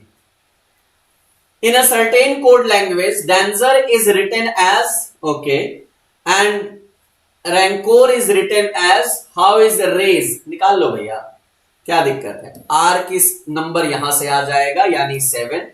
A का नंबर यहां से आ जाएगा, यानी 4। N का नंबर आपका उसी के बाद आ जाएगा, यानी N कहां चाहिए मुझे? G चाहिए ना। हाँ, G कहां से आएगा? G N के बाद वाला आएगा, यानी 2 आ जाएगा। और E कहां से आएगा? उसके बाद आ जाएगा। तो 7 4 2 3 कहीं दिख रहा है? हाँ जी सर, 7 4 2 3 दिख रहा है, आंसर लगा दो। जी सर, ये तो एकदम इजी पीजी है। आराम से नंबर देखो कि किस अल्फाबेट का कौन सा नंबर दिया गया है। जिस अल्फाबेट का जो नंबर दिया गया है उसको उठा के वहां रख दो। In the following question select the number which can be placed at the sign of the question mark. चलो चलो जल्दी करो बेटा, आज 100 क्वेश्चन पूरा चलना है मेरे साथ, फटाफट। हाँ जी, 0 7 26। पैटर्न पकड़ो, क्या चल रहा है? 0 7 26 0, ठीक। 1 क्यूब -1, 2 क्यूब -1, 3 क्यूब -1, 4 क्यूब -1। 4 चौक 16, चौको 64 में से एक गए 63। क्या चल रहा है? यहां पे नंबरिंग है 1 2 3 4, ठीक है? 1 2 3 4, और सबको क्यूब करके -1 किया गया है, वो यहां पे आ रहा है। तो क्यूब -1 करके चलिए और अपना आंसर पाइए। जिन्होंने सी का आंसर दिया, क्यों दिया भाई आप लोगों ने? सी का आंसर क्यों दिया?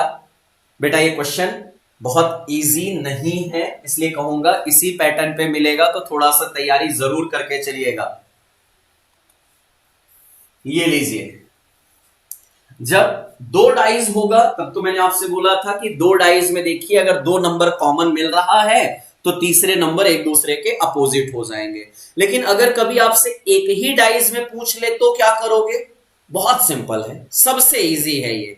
अगर एक ही डाइस दिया गया है, एक ही डाइस दिया गया है, तो एक डाइस में क्या करोगे, हमेशा याद रखना कि जो अल्टरनेट दो नंबर होंगे उनको जोड़ने पे 7 आता है। मतलब अगर मैं 6 के अपोजिट मान के चलूं तो 1 आएगा, क्योंकि 7 चाहिए, और 5 के अपोजिट 2 आएगा, और 3 के अपोजिट 4 आएगा, क्योंकि हमेशा दो अपोजिट वाले नंबर को ऐड करने पे 7 आता है। आपसे पूछा गया find the number opposite to 3, तो 3 के अपोजिट कौन हो जाएगा, 4 हो जाएगा। हमेशा याद रखना, मतलब अगर स्टैंडर्डाइज की बात किया जाएगा तो अपोजिट वालों को अगर ऐड कर दोगे तो नंबर हमेशा 7 आएगा। आप यहां से नंबर निकाल पाओगे। In a standard 6 face dies the sum of the opposite faces is always 7। Ludo खेले हो ना?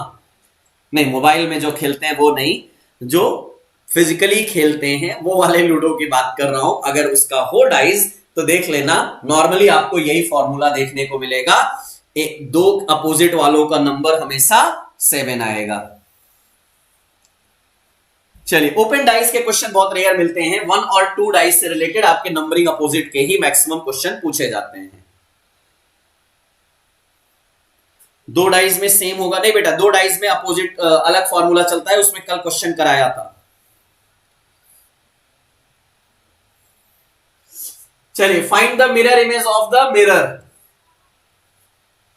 अब बताइए, अगर इसको आप मिरर में देखोगे, खुद को तो मिरर में देखा होगा, खुद को मैं सेल्फी भी खूब लिया होगा। जब खुद की सेल्फी लिया होगा और अगर कोई अल्फाबेट आता है तो वो अपोजिट हो जाता है, जरा बताओ क्या होगा? आपको मिरर करना है मेरे बच्चों, पहले मेरी बात ध्यान से सुनना। मिरर में देखना है तो शुरुआत तो इधर से ही पलटते हुए होगा, तो यानी पहले तो आपका एम ही आएगा, देन आर आएगा, आई आएगा, देन आर आएगा। ओ तो अपने पास रहेगा और आर जो है वो ऐसे हो जाएगा। जहां ऐसा दिख रहा हो लगा देना, मुझे नहीं पता कहां है, कहां है। हाँ जी सर, देख लो, किसी ने बोला सर ए होगा। ए भैया काहे रीअरेंज कर रहे हो? सेल्फी लिया, कभी फोटो नहीं देखा है अल्फाबेट कैसे हो जाता है? चलो मिरर लिख के उसको मिरर में देखना, दिख जाएगा कैसे होगा। भैया करेक्ट आंसर हमारा क्या, रोरिंग का ये होगा, इस अपोजिट होगा। है, चलो फाइंड द मिसिंग नंबर। आइए, एक टेबल आपके साथ और दिया जा रहा है। डी वाला वाटर इमेज है, एग्जैक्टली बेटा, बढ़िया। डी पलट जाएगा, वाटर इमेज में पलट जाएगा।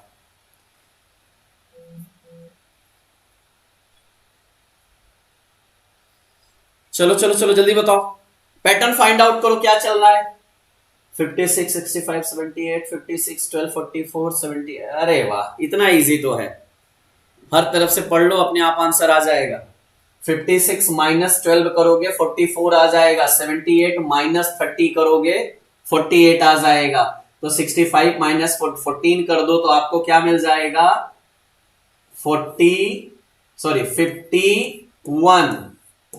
51 यहां लिख दीजिए, आंसर आ जाएगा, डी आंसर आ जाएगा। पैटर्न पकड़ा, आंसर आया, तुरंत आया।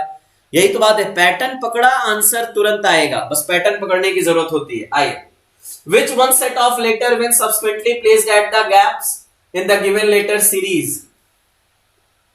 अच्छा,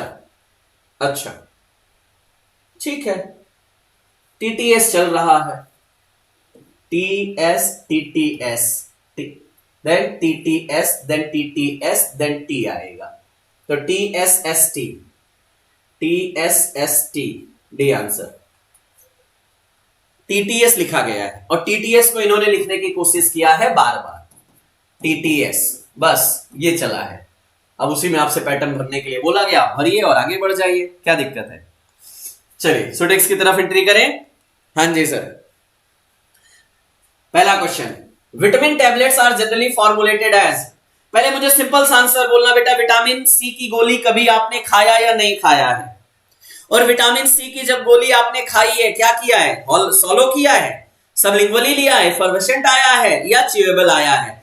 तो सर मुझे लगता है विटामिन सी की गोली आप सभी ने आप सभी ने चूस के खाया होगा, यानी च्यूएबल टैबलेट के अंतर्गत आता है विटामिन सी, विटामिन की गोली की बात हो रही है। ये भी भला कोई क्वेश्चन है? च्यूएबल टैबलेट विटामिन सी का एग्जांपल है जी sir. These are the design to chewable to facilitate the release of the active ingredient in mouth की बात किया जाएगा। मैनिटॉल, मोस्टली च्यूएबल टैबलेट में mannitol as a diluent use किया जाता है। ये तो बेसिक सी चीज है ना सर। हाँ जी, लिम्सी खाया होगा, नहीं खाया है तो सब जानता है। Magnesium silicate is used in the formulation tablet as.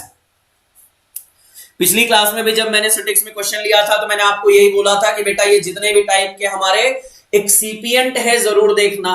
Diluent क्या है, लुब्रिकेंट क्या है, ग्लाइडेंट क्या है, एंटी एडरेंट क्या है, या हम बोले हमारे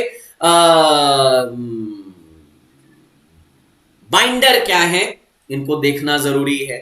अरे सर सीधा आंसर बोलो, मैग्नीशियम सिलिकेट आ जाए, टाल्क आ जाए सर। मैग्नीशियम सिलिकेट का पाउडर आता है एज अ हमारा फ्लो प्रॉपर्टी बढ़ाने के लिए, तो ग्लाइडेंट के रूप में काम करेगा। आप जितने भी फिर भी चाहो तो ये स्क्रीनशॉट देख लेना, फिर से कहूं एक रिवीजन मार लेना। डाइल्यूएंट तो आपको पता है, उस पर नहीं जा रहा हूं। बाइंडर की बात करोगे, सेलुलोज डेरिवेटिव आते हैं, स्टार्च, कैसिया, गम, ये सब हमारे आ जाते हैं।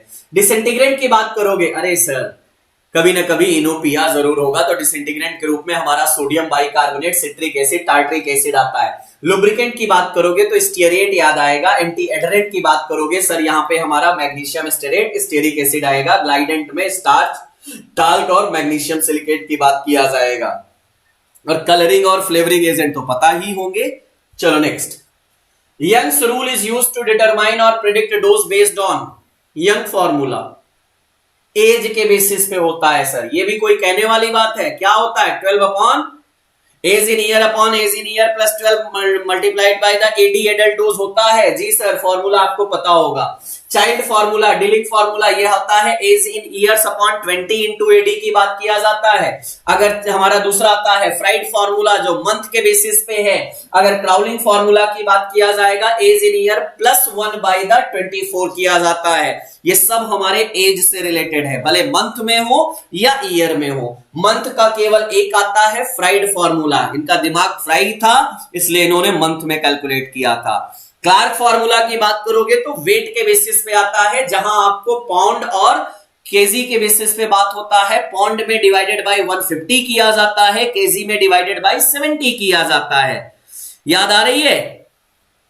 सरफेस एरिया वाले का फॉर्मूला, सरफेस एरिया के बेसिस पे जो फॉर्मूला है वो आप बता दो। चलो, in a prescription stat means as soon as possible, यानी इमीडिएटली। स्टैट मतलब तुरंत, इमीडिएटली। जी सर, हमारा बना है स्टैटिन से बना है, स्टैटिन से स्टैट आता है इमीडिएटली। आप सब एक वर्ड पढ़े जरूर होगे, ये एब्रिविएशन काफी जरूरी है बेटा। हर फार्मासिस्ट में एक आध क्वेश्चन इसका बनता जरूर है, जरूर देखना। ओडी क्या है, बीडी क्या है, टीडी क्या है, या अगर हम बात करें हमारा डेंट क्या है, डोलेंट क्या है, सब जितने भी वर्ड है ना इनको प्लीज एक बार देखना। इंटरनल एप्लीकेशन का क्या है, एक्सटर्नल एप्लीकेशन का क्या है, एसएस का क्या मतलब होता है। मैं ज्यादा इस पे नहीं जाऊंगा, लेकिन ये जरूर कहूंगा एक बार इनको देख जरूर लेना।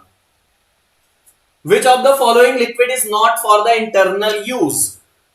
सिरप इंटरनली एप्लीकेबल होता है, एलिक्सर अरे बिल्कुल होता है सर, एरोमेटिक वाटर होता है, लेकिन लिनिमेंट और लोशन कौन है जो इंटरनली यूज करने जा रहा है? अच्छा, लिनिमेंट और लोशन की बात करोगे तो एक ही अंतर आता है, विद रबिंग विदाउट रबिंग। तो लिनिमेंट विद रबिंग है और लोशन विदाउट रबिंग है, एक्सटर्नली एप्लीकेशन की बात हो रही है। जी sir, liniment alcoholic and oily liquid preparation, they are intended for the external application by rubbing. Liniment by rubbing और लोशन विदाउट रबिंग, ये दोनों वर्ड जरूरी है बेटा, दोनों एक्सटर्नल एप्लीकेशन की बात होती है। हाँ जी, चलिए next, suspension is example of. Suspension किसका एग्जांपल है? अरे suspension emulsion biphasic liquid doses form है सर, सॉलिड और सेमी सॉलिड नहीं है। और इनमें क्या लिखा रहता है? Precaution, shake well before use की बात किया जाएगा, शेक वेल बिफोर यूज की बात किया जाएगा।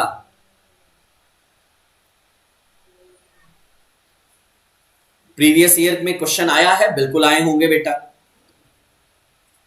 What is the term for substance that are used to mask the unpleasant taste?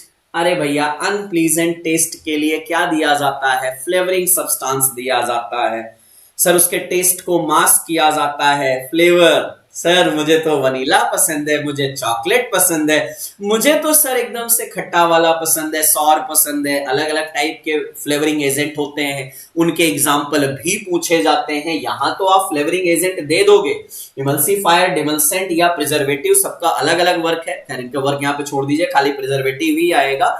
लेकिन अगर टेस्ट के मास्किंग की बात किया जाएगा तो फ्लेवरिंग एजेंट याद आएगा। इमल्सिफायर क्या करेगा सर? उसका इमल्सिफिकेशन कराएगा। डिमल्सेंट क्या करेगा सर? सूदिंग इफेक्ट कराएगा। प्रिजर्वेटिव क्या करेगा? उसको प्रिजर्व किया जाता है। चलिए next, what is the dispersion of a liquid in another liquid called? What is the dispersion of liquid in another liquid called? अरे एक लिक्विड को दूसरे लिक्विड में डिस्पर्स किया जाएगा तो इमल्शन बनेगा। Liquid liquid emulsion, liquid solid suspension. और डिस्पर्स किया जा रहा है, डिसॉल्व नहीं किया जा रहा है। डिसॉल्व होता तो सॉल्यूशन की तरफ जाते, सर डिस्पर्स किया जा रहा है तो जेल, फोम, एरोसोल और इमल्शन। हाँ जी सर, इमल्शन की बात करिएगा। The disperse phase typically has particle dimension 0.1 to 10 micrometer and the diameter of the certain preparation may be 0.01 micrometer to 100 micrometer। इसमें दो फेजेस आते हैं, एक इंटरनल एक एक्सटर्नल फेज आता है। इंटरनल को हम डिस्पर्स्ड फेज बोलते हैं और एक्सटर्नल को डिस्पर्जन मीडियम बोलते हैं, या डिसकंटिन्यूएशन या कंटिन्यूएशन के नाम से भी इनको हम याद रखते हैं। Following is not the mechanism of size reduction। अब size reduction sir basic general pharmaceutics में जो फर्स्ट सेमेस्टर में पढ़ते हैं तो वहां सबसे पहले यही आता है, कटिंग करना।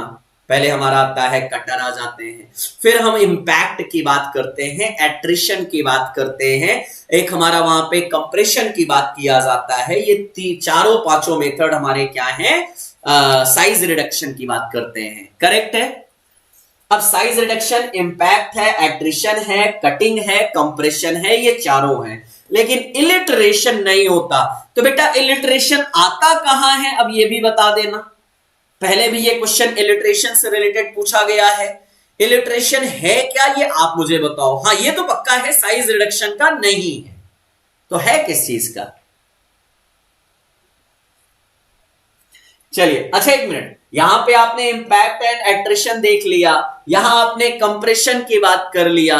सर अगर बात करोगे तो कौन सा मिल इसमें यूज होता है जिसमें कंप्रेशन प्रॉपर्टी है? रोलर मिल वगैरह की बात करोगे ना। इंपैक्ट कहां आता है? इंपैक्ट एट्रिशन दोनों कहां आता है? बेल मिल की बात किया जाएगा। तो इलिट्रेशन सर हमारा साइज सेपरेशन की बात करता है, जबकि अगर बाकी देखोगे तो हमारा आता है किसके? साइज रिडक्शन की बात होती है। Liquid liquid extraction is achieved using one of the following equipment except. अब liquid liquid extraction is achieved one of the following equipment except. बताओ कौन सा एक नहीं है जिससे लिक्विड लिक्विड एक्सट्रैक्शन अचीव किया जा सके?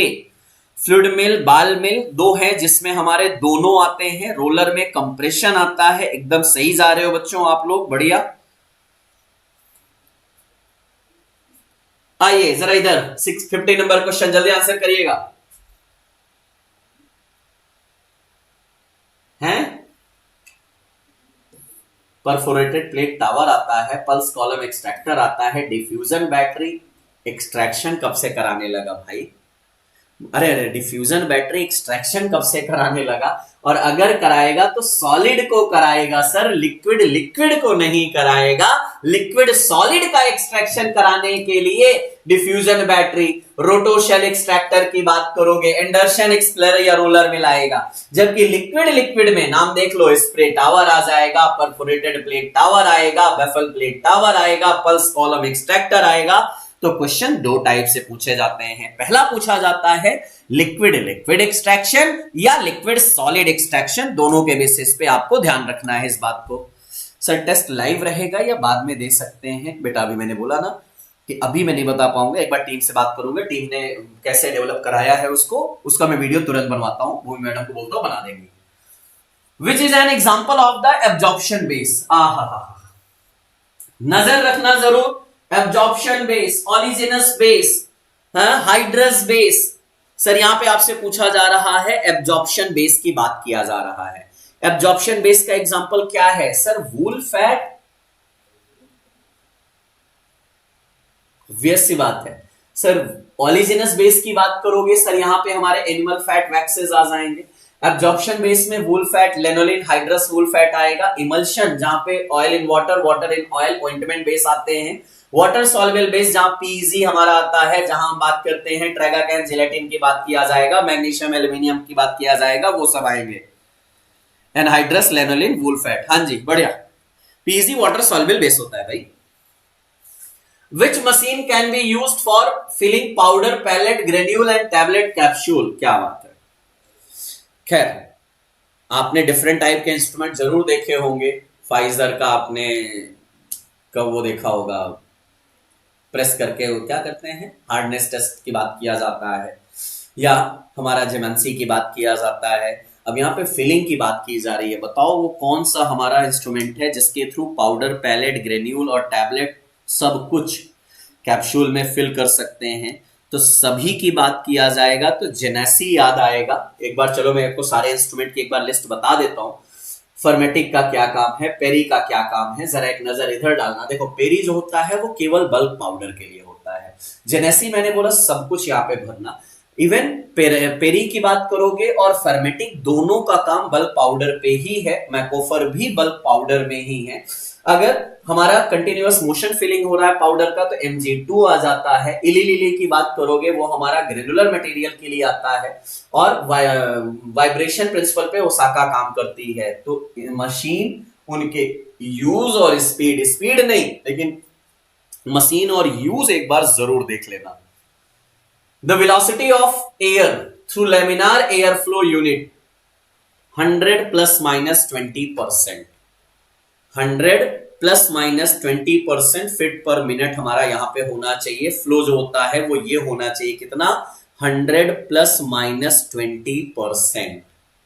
बस अगर लेमिनार एयर फ्लो के स्पीड की बात करोगे तो 100 प्लस माइनस 20% जहां मिले वहां लगा दो। मुझे नहीं पता है कहां क्या मिलेगा। तो 100 प्लस माइनस 20 फीट पर मिनट। अब देखो यहाँ 20 फीट पर मिनट लिख दिया गया तो ऑब्वियस बात, मैंने बोला 20% की बात है तो बात तो वही है ना। उसी को लिखने का तरीका घुमा दिया गया है, लेकिन हाँ आंसर मेरा थोड़ी ना बदल जाएगा। इसीलिए अगर यूनिफॉर्म वेलोसिटी होनी चाहिए 100 फीट पर minute percent plus minus 20% along parallel line में, उसका हमारा लेमिनार एयर फ्लो होना चाहिए। Which of the following emulsifying agent is from plant source? Plant source, egg York नहीं सर, प्लांट से नहीं होता है। पॉलीसार्बेट सिंथेटिक आता है। लेनोलिन की बात करोगे सर वूल फैट, सर ये तो एनिमल से आता है। तो बचा क्या प्लांट सोर्स से? पेक्टिन बचा। हाँ जी, more than 0.3 micron particles remove करता है। बढ़िया बढ़िया। पेक्टिन हमारा क्या होता है? प्लांट सोर्स होता है। बाकी तो सब आप जो देखोगे, और पेक्टिन की बात करोगे ना, ये हमारे कहां पे जितने भी हमारे सेल वॉल की बात होती है ना उसमें हमारे प्रेजेंट होता है। सुगर कंटेनिंग साइड चेन होता है। पेक्टिन, हेस्पेरिडिन की बात करते हो वो आ जाता है। Miscible liquid can be separated by, miscible जो दो मिसिबल लिक्विड हैं उनको आपस में सेपरेट करना है तो फ्रैक्शनल डिस्टिलेशन करना पड़ेगा। फ्रैक्शनल, क्योंकि उनका अलग अलग बॉइलिंग पॉइंट होगा, और अलग अलग बॉइलिंग पॉइंट होगा तो अलग अलग पॉइंट पे टेम्परेचर पे वो हमारे रिमूव होंगे। बाय द फ्रैक्शनल डिस्टिलेशन की बात किया जाएगा। फ्लैश डिस्टिलेशन नहीं। यहां पे फ्लैश डिस्टिलेशन हम जब चलते हैं हमारे वोलेटाइल पे चलते हैं। डिफरेंशियल डिस्टिलेशन नहीं, इक्विलिब्रियम नहीं, फ्रैक्शनल डिस्टिलेशन की बात करना, क्योंकि जो बॉइलिंग पॉइंट अलग अलग होगा तो अलग अलग बॉइलिंग पॉइंट पे वो सेपरेट होंगे। That is the fractional distillation. क्योंकि वाटर, क्लोरोफॉर्म, बेंजीन को जब अलग किया जाएगा तब हमारा यहाँ पे आता है फ्रैक्शनल डिस्टिलेशन। मैंने बोला फ्लैश की बात किया जाएगा, डिफरेंट हमारे यहाँ पे पेट्रोलियम रिफाइनरीज होता है ना, वहां फ्लैश डिस्टिलेशन होता है। इमिसिबल स्टीम पेट्रोलियम, हाँ जी फ्लैश आएगा। चलो, the nature of the propellant is determined by,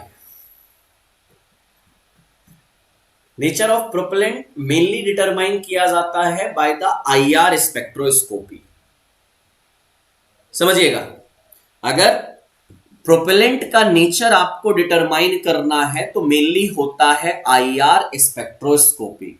अगर IR स्पेक्ट्रोस्कोपी नहीं है तो गैस क्रोमेटोग्राफी यूज कर सकते हैं, जिसके थ्रू हम नेचर ऑफ प्रोपेलेंट और साथ ही साथ मॉइस्चर कंटेंट दोनों को हम मेजर कर सकते हैं।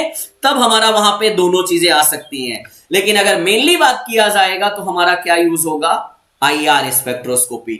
अब सिंस यहां पे आईआर स्पेक्ट्रोस्कोपी नहीं है तो हम गैस क्रोमेटोग्राफी के ऑप्शन पे चल सकते हैं, हमारा आंसर बन जाएगा।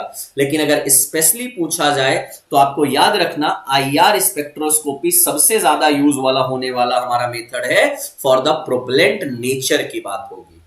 दोनों चीजें बहुत अच्छे से identification, IR spectroscopy and gas chromatography की बात करोगे। हाँ, जेल्डाल मेथड हमारा अलग होता है, हमारा कार्ल फिशर मेथड मॉइस्चर के लिए होता है, वो तो आप सभी को पता है। चलिए, pseudomorphs is also called as crystal hydrate, crystal solvate, isomorph। pseudomorph किसको बोलते हैं sir, Karl Fischer for moisture. हाँ जी हाँ जी हाँ जी, बढ़िया। चलो आगे बढ़ो आगे बढ़ो, थोड़ा स्पीड अप करो बेटा। स्यूडोमॉर्फ का एग्जांपल क्या है, क्रिस्टल हाइड्रेट या crystal solvate? Sir crystal solvate है, हाइड्रेट नहीं है। स्यूडोमॉर्फ की बात,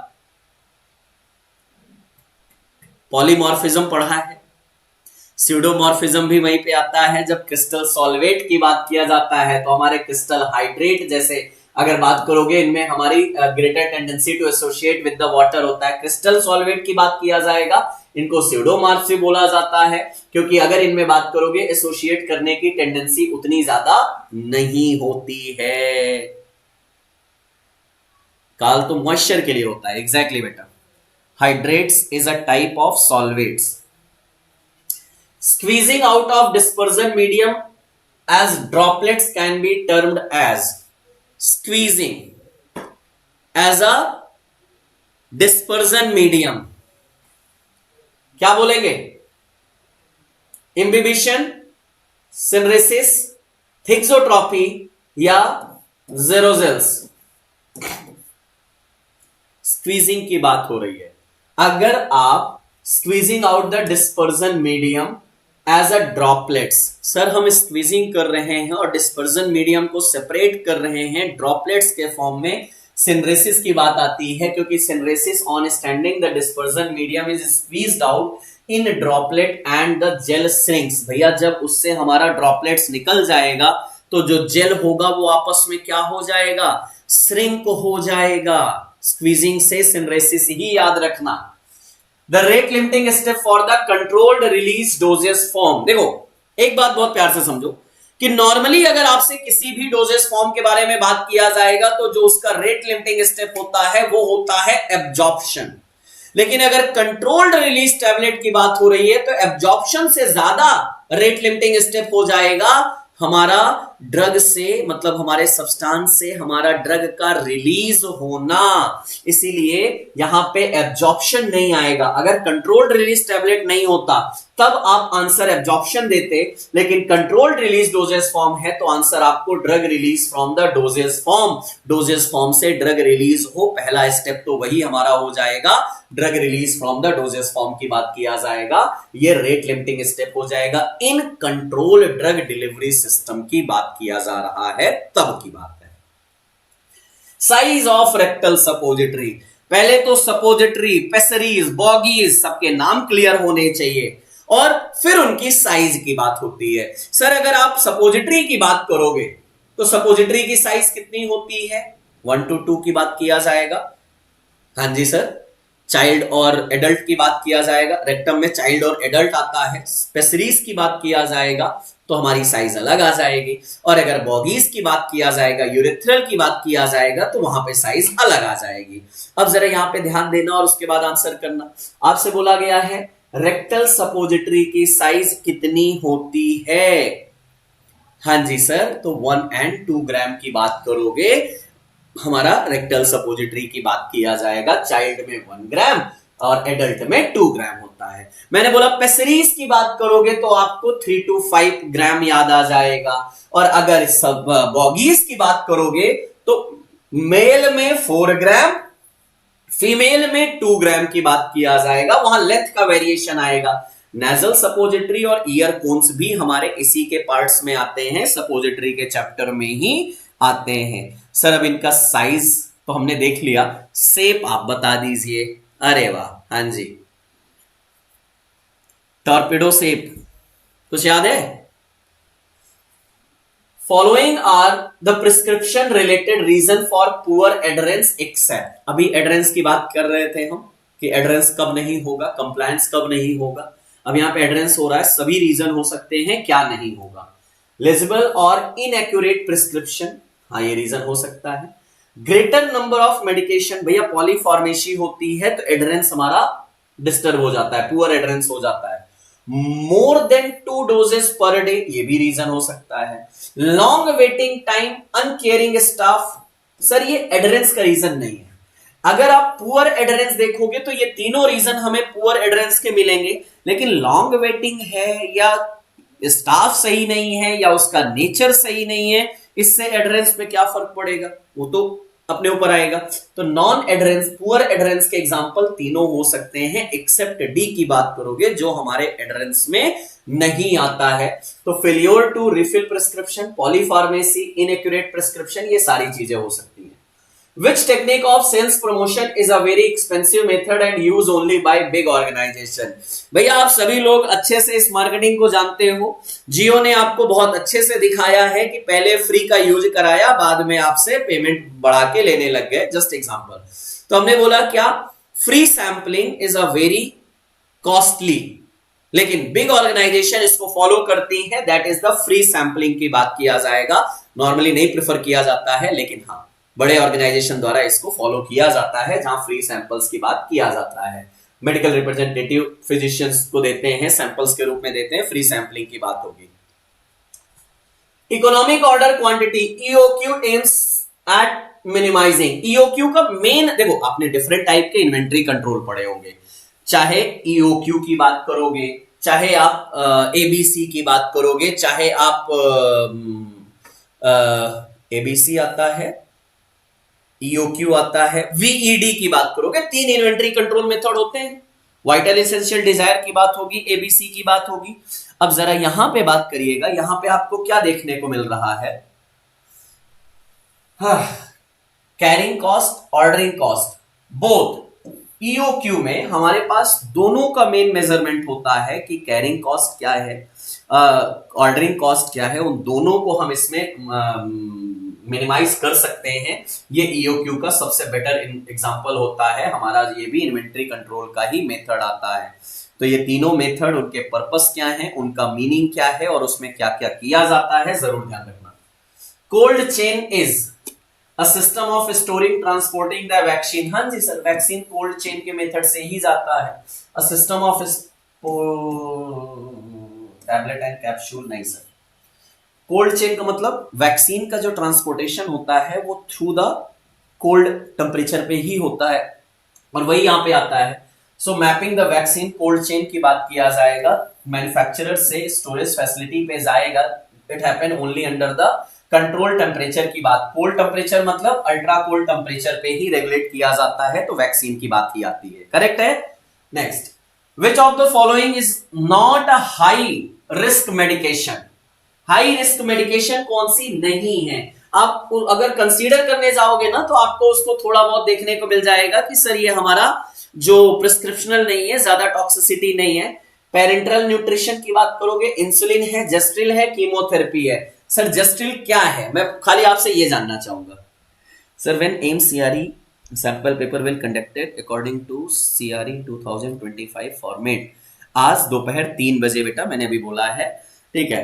बाकी थोड़ा क्लास मेरी खत्म होने दो, मीटिंग करके एक बार क्लियर कट उसका वीडियो क्लियर बनवा देता हूं कि कितने बजे कहां पे होगा, ठीक है। जस्टिल की बात करोगे, हाँ जी सर, जस्टिल हमारा क्या होता है, ये हमारा उतना ज्यादा, मैंने आपसे पूछा जस्टिल होता क्या है, पहले ये तो बताओ।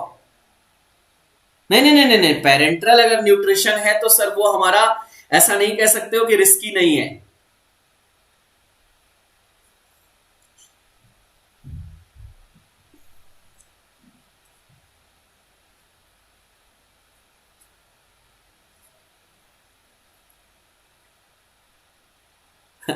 अरे जस्टिल है सर, टैबलेट के थ्रू हमारी प्रिल क्लास की ड्रग आती है, जी सर। लिस्नोप्रिल, अरे जेस्ट्रिल लिखा है, प्रिल क्लास की ड्रग है, अप्रिल क्लास की ड्रग है, एस इनहिबिटर है, पेरेंट्रल नहीं है। देखो इंसुलिन भी पेरेंट्रल में जा रहा है, पेरेंट्रल न्यूट्रिशन की भी बात किया जा रहा है, और साथ ही साथ आपके सामने कीमोथेरेपी तो सर रिस्की है ही है, तो इसलिए सबके कंपैरिजन में तो वो ज्यादा अच्छा है ना। चलिए आज के जीके में भी थोड़े आपको अच्छे क्वेश्चन मिलेंगे और इनको समझना जरूर। पहला question, which country has the recently developed the world first deep sea radar that can detect high flying aircraft? ये अभी रिसेंट आपने इसके बारे में पेपर में पढ़ा भी होगा। चाइना ने अंडर सी डीप रडार उन्होंने डेवलप किया है जो हाई फ्लाइंग एयरक्राफ्ट को डिटेक्ट कर सकता है, और ये चाइना का एक बहुत बड़ा स्मार्ट मूव कहा जा रहा है। चाइना ने इसको अभी रिसेंटली डेवलप किया है, ये इनके द्वारा डेवलप किया गया है। Chinese scientist build first deep sea radar that detect high flying aircraft, detect कर सकता है मतलब सी के अंदर से वो एयरक्राफ्ट को डिटेक्ट करेगा, और उसको वहां पे डिटेक्ट करने का मतलब समझ रहे हो ना, डिटेक्शन मतलब खाली पता नहीं लगाएगा। हाँ, आगे के समझदार आप काफी हो। चलो next, which state tableau won the first prize in the state union territory category at the Republic Day Parade 2025? I hope आप सभी ने यूनियन परेड देखा होगा, रिपब्लिक परेड देखा होगा इस बार 2025 के 26 जनवरी को, जो हमारे कहां होती है, इंडिया गेट के कौन सा मार्ग है उसका नाम बदल दिया गया है, उस पथ का नाम क्या है, मैं थोड़ा भूल रहा हूं, मुझे याद कराइएगा। ठीक है, कौन से जीता है, फर्स्ट प्राइज किसको मिला है? अरे अल्टीमेटली तो भैया इस समय सब कुछ क्या छाया हुआ है, इस समय सबसे ज्यादा छाया पूरा न्यूज़पेपर, हर जगह एक ही चीज है, महाकुंभ महाकुंभ महाकुंभ। तो हाँ जी सर, यूपी का जो इस बार की झांकी थी उसमें जो महाकुंभ का प्रदर्शनी किया गया था, जहां पे बोला गया है कि हमारा जो देवता और राक्षसों के बीच में जो समुद्र मंथन हुआ था उसकी झांकी की गई थी। राजपथ नहीं, राजपथ पहले था, अभी उसका नाम कर्तव्य पथ हो गया है, तो ध्यान रखना, राजपथ नहीं भूल जाओ, राजपथ, कर्तव्य पथ की बात किया जाएगा। हाँ जी, कर्तव्य पथ में इस बार जो झांकियां लगी उसमें उत्तर प्रदेश की झांकी सबसे नंबर 1 प्राइज पाई थी, और उसका थीम क्या था, उत्तर प्रदेश का इस बार समुद्र मंथन का थीम था, उससे रिलेटेड लिया गया था। हाँ जी, मैंने इसलिए बोला, राजपथ तो मुझे भी याद था, मुझे कर्तव्य पथ नहीं याद आ रहा था। ये लो भैया आपके काम का क्वेश्चन, फटाफट, कल सभी ने मैच देखा जरूर होगा, बधाई भी दिया होगा, खुशी भी मनाया होगा, लेकिन उसी से एक क्वेश्चन हो जाए तो चलो चलो चलो चलो चलो, who has been awarded the ICC men's test cricket of the year 2024? मैंने यहां टेस्ट क्रिकेट का आईसीसी मतलब ट्रॉफी विनर पूछा, आपसे वनडे का पूछ लिया जाए, आपसे T20 का पूछ लिया जाए, आपको तो ये चीज देखना ही चाहिए। तो भैया हाँ, ये तो सभी आंसर करोगे ना जी, ना ना कोई और नहीं, सिर्फ जसप्रीत बुमराह को। जसप्रीत बुमराह जी हाँ इंडियन टेस्ट के कैप्टन भी हैं, और इन्हीं को मिला है क्या, हाँ फर्स्ट प्राइज आईसीसी मेंस की बात किया जाएगा। लेकिन अगर इसके साथ में आप बात करोगे, यहां पे जो नॉमिनी थे, 4 नॉमिनी थे, जो रूट थे, मेंडिस थे, हैरी ब्रूक और जसप्रीत बुमराह, जिसमें से जसप्रीत बुमराह को मिला है। बाकी क्वेश्चन जो मैंने पूछा वो तो आपने दिया ही नहीं।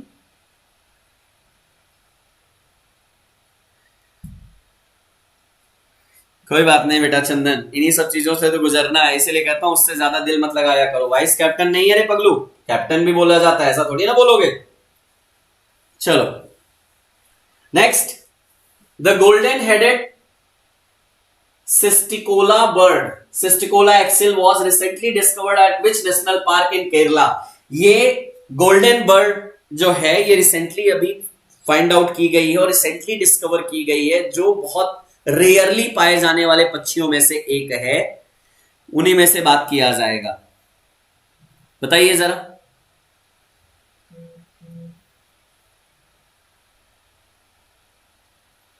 बताओ जल्दी से, कहां पे, केरला में कौन सा? अच्छा एक मिनट, अब पार्क की बात ही याद आई है तो मैं उम्मीद करूंगा कि आप जितने भी नेशनल पार्क है ना, एक लिस्ट देख लेना, कौन सा नेशनल पार्क कहां पे है। तो अगर सर ये बात की जा रही है केरला की बात की जा रही है तो सर हमारा ये मेटिकेटन 16 नेशनल पार्क में है सारे, ये सब है केरला के ही। पेरियर नेशनल पार्क भी है, एरवेकुलम नेशनल पार्क भी है, साइलेंट वैली नेशनल पार्क भी है, लेकिन पाई कहां गई है? ये पक्षी देखो, बहुत कम पाई जाने वालों में से एक है। ऑस्ट्रेलिया और इंडिया में, कुछ एशिया के कुछ लोकेशन में पाई जाती है, लेकिन अभी रिसेंटली इसको डिस्कवर किया गया है। This bird is listed as the as least concerned by the IUCN मेटिकेटन 16 in the national western Ghat of the Kerala में पाया गया। ठीक है, चलो आ जाओ। Sansad Khel Mahakumbh 3.0 recently seen in the news is organised in which state?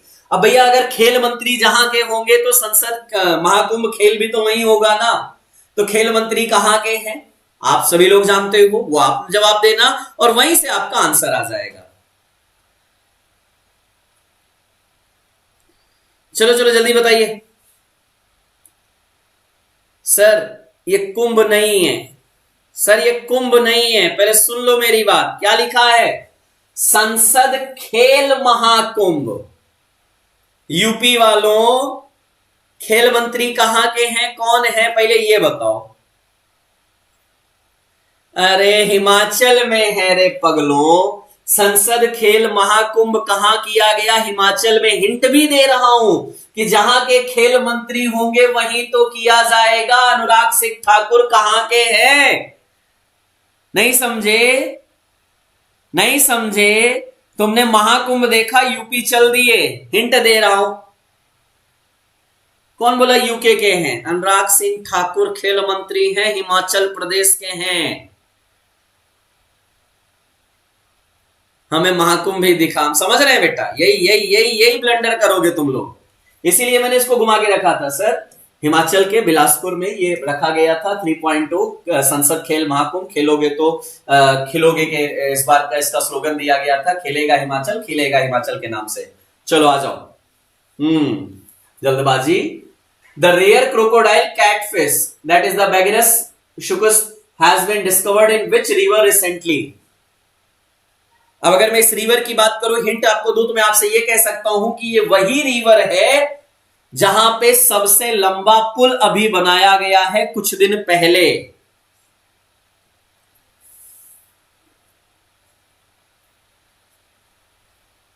I am from Himachal Pradesh, और हिमाचल प्रदेश से और आपको इतना नहीं पता है।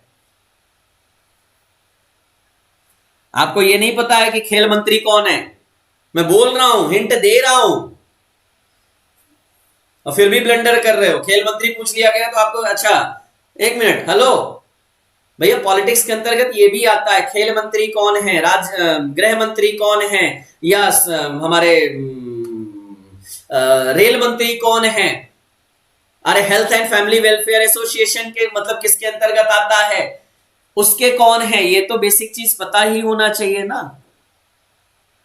सर ये बर्ड तो हमारे यहाँ घर घर पे है। क्या बात है भैया। अच्छा ये गोल्डन बर्ड, बताना जरा मुझे बेटा।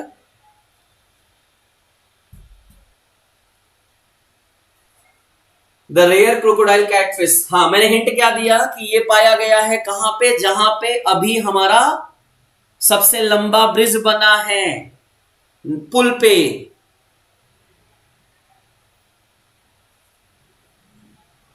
अरे बताओ भाई कहां? सर गुवाहाटी। जी सर, गुवाहाटी में कौन सी नदी है? वहां तो सर ब्रह्मपुत्रा है। सर ऑप्शन ही नहीं है ब्रह्मपुत्रा, मैंने बोला हिंट दिया है, गुवाहाटी। जी सर, वहां पे वाहिनी नदी एक बहती है, उसी में ये पाया गया है। रेयर पाए जाने वाले हमारा largest fresh water catfish species में से आता है। ये फिश है लेकिन ये क्रोकोडाइल जैसे लगती है, तो इसलिए क्रोकोडाइल कैटफिश के नाम से दिया गया। चलो आ जाओ। अब तुम लोग शर्म तो आती नहीं है, तुम्हारे टारगेट में रील चलाने के नाम पे तो तुम्हें खाली आईआईटी बाबा दिखता है, मोनालिसा की आंखें दिखती हैं, और पता नहीं क्या क्या ट्रेंड करवाते रहते हो। अरे काम की चीज पे ध्यान दो, वो ज्यादा जरूरी है, और इन सब चीजों से तुम्हारा भला नहीं होने वाला है। चलो इधर आओ।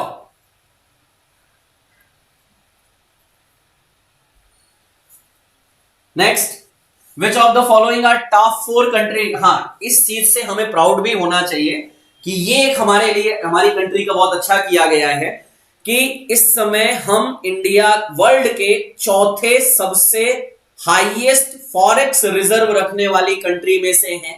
फर्स्ट पे चाइना आती है, देन जापान है, स्विट्जरलैंड है और उसके बाद इंडिया है जिसके पास सबसे ज्यादा हाईएस्ट फॉरेक्स रिजर्व है। 700 बिलियन का फॉरेक्स रिजर्व इंडिया के पास इसमें है।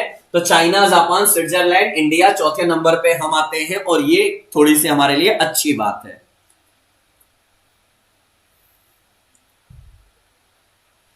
चलिए,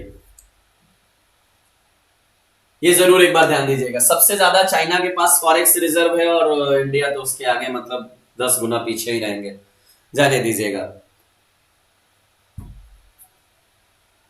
सर महाकुंभ में, हाँ बढ़िया है। Which of the following represent kinematic viscosity? Viscosity का फॉर्मूला क्या होता है तो आपको पता है।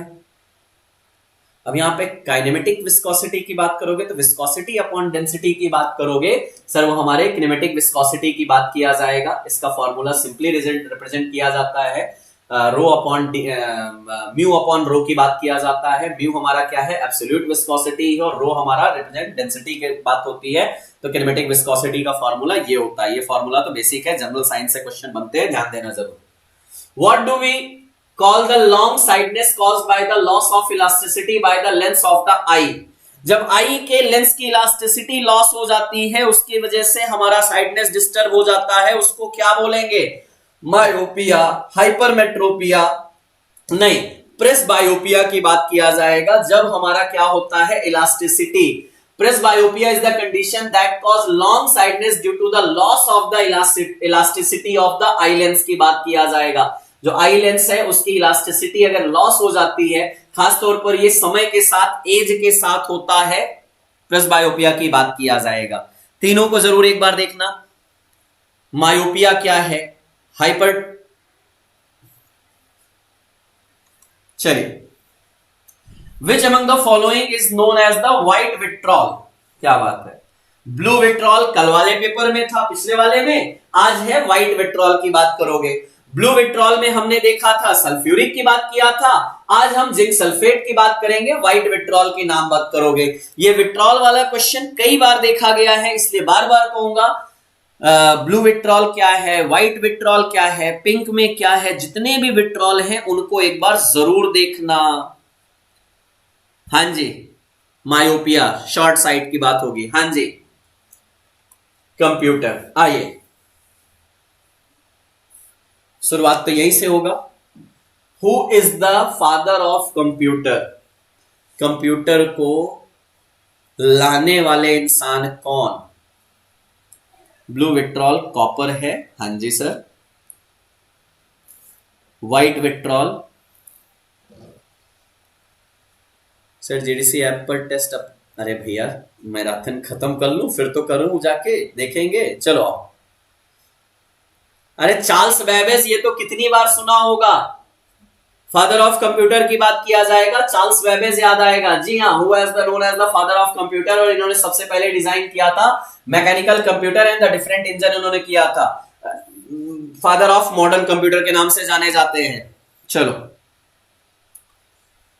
USB is type of the storage device. पहले यूएसबी का फुल फॉर्म बताओ, यूएसबी का फुल फॉर्म क्या होता है और यूएसबी किस टाइप के स्टोरेज डिवाइस में आती है? तो सर प्राइमरी में तो रैम रोम हमारा आ जाता है, यूएसबी एक्सटर्नल होता है सर, ये हमारे सेकेंडरी स्टोरेज डिवाइस के नाम से आती है। और अगर आप बात करोगे यूएसबी का फुल फॉर्म क्या होता है, सर यूएसबी का फुल फॉर्म सेकेंडरी में आता है, यूएसबी का फुल फॉर्म यूनिवर्सल सीरियल बस की बात किया जाता है, यूएसबी। जी हाँ, ये सेकेंडरी टाइप स्टोरेज डिवाइस होती है जो कंप्यूटर, लैपटॉप, मोबाइल, हर जगह आपने डेटा ट्रांसफर करने के लिए जरूर किया होगा। बेटा बैच कोड डालिएगा CRE 2025, बिल्कुल आएगा। एम्स 2025 नहीं, CRE 2025। The smallest unit in a digit system.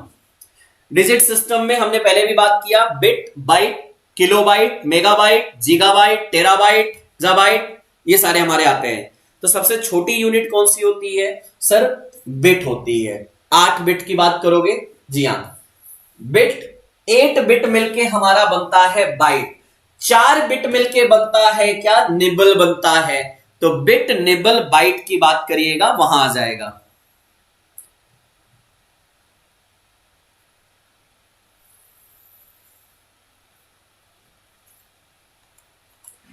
चलिए ये वाला क्वेश्चन थोड़ा अलग। Which of the following language does the computer understand? Computer कौन सी लैंग्वेज अंडरस्टैंड करती है? C, C plus, Java. Computer understand only C language, computer understand only assembly language, computer understand only binary language, computer understand only basic language, या Java language? कौन सी language समझती है?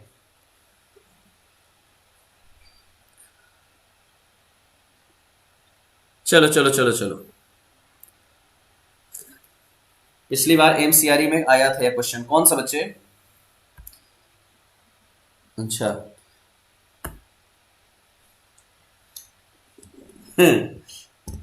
अरे सुनो रे सुनो, पहले सुनो सुनो सुनो, बहुत ध्यान से सुनना। कंप्यूटर में केवल बाइनरी लैंग्वेज चलती है, वो केवल बाइनरी लैंग्वेज अंडरस्टैंड करता है। 0 1 1 0 0 1 0 1 1 0, खाली ये समझता है। बाकी जो हमारे सी, जावा, बेसिक, ये सब है ना, ये सब हमारी क्या है, प्रोग्रामिंग लैंग्वेजेस हैं। ठीक है, कंप्यूटर को ये सारी लैंग्वेज नहीं आती है, उसको सिर्फ बाइनरी लैंग्वेज आती है, वो सिर्फ 0 और 1 की लैंग्वेज समझता है। तो इसलिए जरूर इस चीज को समझ के चलना। बाकी हमारी जो लैंग्वेज है ना, वो प्रोग्रामिंग लैंग्वेजेस होती है, ना कि कंप्यूटर की लैंग्वेजेस होती हैं। आइए, which unit holds data temporarily? Temporarily data कहां स्टोर होता है? सेकेंडरी स्टोरेज यूनिट पे, आउटपुट यूनिट पे, प्राइमरी मेमोरी यूनिट पे, और इनपुट यूनिट पे। अरे रैम और रोम की बात कर लीजिए भाई, तो ऑब्वियस सी बात है प्राइमरी यूनिट आएगा। प्राइमरी मेमोरी यूनिट हमारा क्या है? रैंडम एक्सेसिबल मेमोरी की बात होगी। और रोम क्या होता है? रैम और रोम का नाम क्या होता है? जी, पाइथन, सी, जावा, बेसिक, वो सब अलग है। चलो ठीक है, केमिस्ट्री की तरफ थोड़ा सा मूव करें। विच of the following is highly pure iron? Highly pure iron कौन सा होता है? हाईली प्योर आयरन की बात करोगे सर, कार्बोनिल आयरन होता है जो सबसे ज्यादा प्योर होता है। हाईली प्योर आयरन की बात करोगे जी सर, केमिकल फॉर्मूला इसका क्या होता है? CFeO की बात करोगे, कार्बोनिल आयरन आता है। Chemical formula of bleaching powder, CaOCl2। Bleaching powder का फॉर्मूला CaOCl2। हाँ जी, CaOCl2 की बात करोगे, हमारा इसका केमिकल फॉर्मूला होता है। मास कितना होता है, वो सारी चीजें काम कहां करते हैं? ब्लीचिंग पाउडर आप अच्छे से जानते हो, गले गली मोहल्ले नालियों में हर जगह डाला जाता है। ब्लीचिंग पाउडर की बात करोगे, main use of the denture, अरे वाह, डेंचर क्लीनर का मेन यूज क्या होता है? To control the growth of micro organism, to enhance the growth of micro organism, to desensitise the denture. Sir microbial growth को रोकना, यही है सर। बढ़ाने की कोशिश नहीं किया जाएगा, घटाने की कोशिश किया जाएगा। Control the growth of the microbial infection की बात किया जाएगा। Chemical formula for the ferrous sulphate, ferrous sulphate का केमिकल फॉर्मूला क्या होता है बच्चों?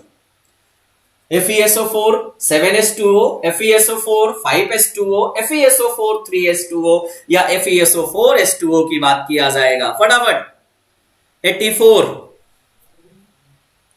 Ferrous sulphate sir 7 water molecule के साथ रख दीजिएगा। FeSO4, अरे एक चीज बताओ, एलम पढ़े हो ना? एलम का फॉर्मूला क्या होता है? हाँ जी, फेरस सल्फेट में 7s2O आता है। और अगर आप बात करोगे हमारा एलम, एलम का फॉर्मूला आप मुझे बताइएगा। और ये फेरस सल्फेट हमारा हेमेटेनिक्स की डिफिशियंसी होने पे दिया जाता है, क्योंकि आपको पता है ना, एब्जॉर्प्शन फेरस फॉर्म में होता है, फेरिक फॉर्म में एब्जॉर्प्शन नहीं होता है, तो इसलिए फेरस फॉर्म दिया जाता है। फेरस सल्फेट, सीधी बात है सर, जितने हमारे इस पूरे वर्ल्ड में जितने महासागर हैं, जितने हमारे द्वीप हैं, उतने ही हमारे वाटर मॉलिक्यूल फेरस सल्फेट में है। Class of the pericycle reaction, pericycle reaction हमारा साइक्लो एडिशन रिएक्शन कहलाता है, जहां पे सिंपली 2 और 4 कार्बन मिलके 6 कार्बन यानी बनता है। डायल सेल्डर रिएक्शन की बात किया जाता है, पेरीसाइकिल रिएक्शन आता है। हाइड्रोकार्बन नहीं सर, यहां दिख रहा है डायल सेल्डर रिएक्शन, यहां दिख रहा है, यही हमारी क्या कहलाती है? Pericycle reaction. Pericycle reaction pericycle reaction की अगर हम बात करेंगे तो हमें क्या देखने को मिलेगा, that simply here we have the, अगर हम बात करेंगे हमारे पास क्या आ जाएगा, 2 और 4 कार्बन मिलके 6 कार्बन का यहाँ पे हमारा बनेगा, that is called as the pericyclic reaction, Diels Alder reaction. पढ़ा होगा साइक्लो एडिशन रिएक्शन के नाम से, और इससे क्वेश्चन आता है, कई बार आया है।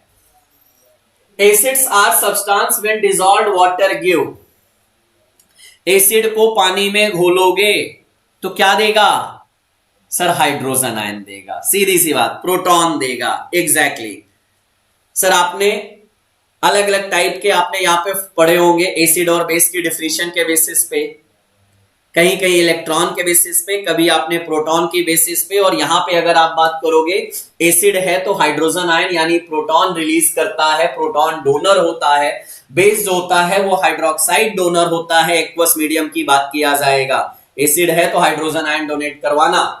Dehydration of alcohol lead to the formation of, dehydration of alcohol lead to the formation of alcohol ester ether aldehyde, dehydration of alcohol, alcohol का डिहाइड्रेशन कराओगे तो क्या पाओगे, अरे सिंपल देखो ना यार, मान लो एक एग्जांपल लो, C2H5OH और C2H5OH, सर डिहाइड्रेशन करवा दीजिए तो क्या बनेगा, C2H5OH यहां का H यहां का निकल जाएगा और ये बन जाएगा, यहां पे हमारा वाटर मॉलिक्यूल निकल गया, तो सर क्या बना है, ये एस्टर है या ईथर है, तो सर ईथर मिला है। यही तो आंसर देना है कि अगर डिहाइड्रेशन ऑफ अल्कोहल कराओगे तो हमें ईथर बनेगा, ROR बन जाएगा, रिमूवल नहीं बेटा, रिमूवल ऑफ हाइड्रोजन नहीं है मेरे बच्चे, डिहाइड्रेशन लिखा है यानी रिमूवल ऑफ वाटर है। पहले इस बात को समझो, डिहाइड्रेशन क्या है, डिहाइड्रोजिनेशन क्या है, अगर ये नहीं समझोगे तो फिर बातें कैसे चलेंगी। Alcohol react with carboxylic acid in the presence of inorganic acid to form, alcohol react with carboxylic acid, alcohol को अगर कार्बोक्सिलिक एसिड के साथ रिएक्ट कराओगे in the presence of organic acid तो क्या बनेगा,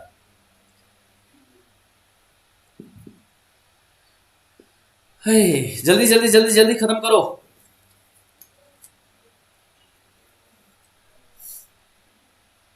अब यहां पे आप एस्टर करवाइए, बड़ा अच्छा है। अल्कोहल को अगर आप कार्बोक्सिलिक एसिड के साथ रिएक्ट कराओगे, और वैसे भी एक चीज याद करो, जब आपने अल्कोहल का मेटाबॉलिज्म पढ़ते हो तो क्या याद होता है कि हमारा एथाइल अल्कोहल से बनता है एस्टल्डिहाइड, एस्टल्डिहाइड से एसिटिक एसिड बनता है, तो सर यहां पे आप एस्टर की बात करोगे, उसका अगर आप कार्बोक्सिलेशन कराओगे, कार्बोक्सिलिक ग्रुप से रिएक्शन कराओगे तो सर हमें क्या मिलेगा, एस्टर मिलेगा in the presence of inorganic के बात किया जाएगा तो।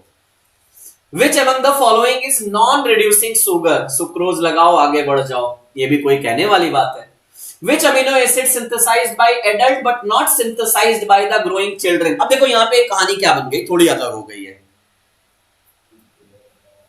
देखो यहां पे क्वेश्चन क्या कहा जा रहा है कि कौन सा अमीनो एसिड ऐसा है जो एडल्ट सिंथेसाइज कर लेता है लेकिन चिल्ड्रन नहीं कर पाता है। कहने का मतलब हुआ सेमी सिंथेटिक अमीनो एसिड, और सेमी सिंथेटिक अमीनो एसिड में आपने दो ही पढ़े हैं, पहले सुनो मेरी बात।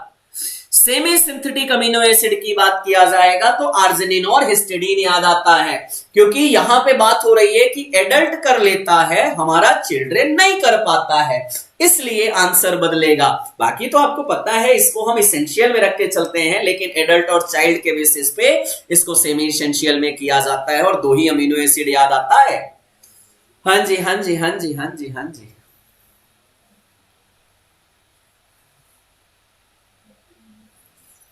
The enzyme of urea synthesis are found in, कहां होता है यूरिया साइकिल, कहां चलती है, ऑर्निथीन साइकिल की बात किया जा रहा है, कहां चलती है, थोड़ा सा माइटोकॉन्ड्रिया में, फिर साइटोसोल की तरफ आ जाते हैं, थोड़ा सा माइटोकॉन्ड्रिया में, फिर साइटोसोल की तरफ आ जाते हैं।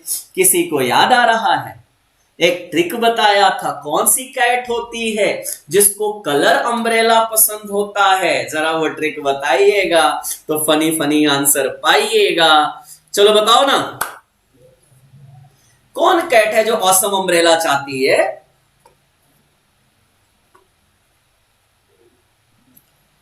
अगर वो ट्रिक नहीं याद आ रहा है तो फिर मेरे बोलने का कोई मतलब नहीं। अगर आपने नहीं पढ़ा है तो जाने दीजिएगा, मैं नहीं वहां पे याद कराऊंगा फिर आपको, बस ऑर्निथिन की बात करोगे, यूरिया साइकिल की बात किया जाएगा। हाँ जी, 2 एटीपी यूज होता है बेटा, 3 एटीपी यूज नहीं होता है, 2 एटीपी यूज किया जाता है यहाँ पे। और अगर हम बात करेंगे हमारा 2 यहाँ पे और 2 यहाँ पे, 4 एटीपी की बात किया जाएगा। Orange colour cat always ask for awesome umbrella. हाँ जी, कोएंजाइम कंबाइंड विथ किसके साथ? एपोएंजाइम के साथ। कोएंजाइम एपोएंजाइम मिलके बनाते हैं होलोजाइम बनाते हैं, बनेगा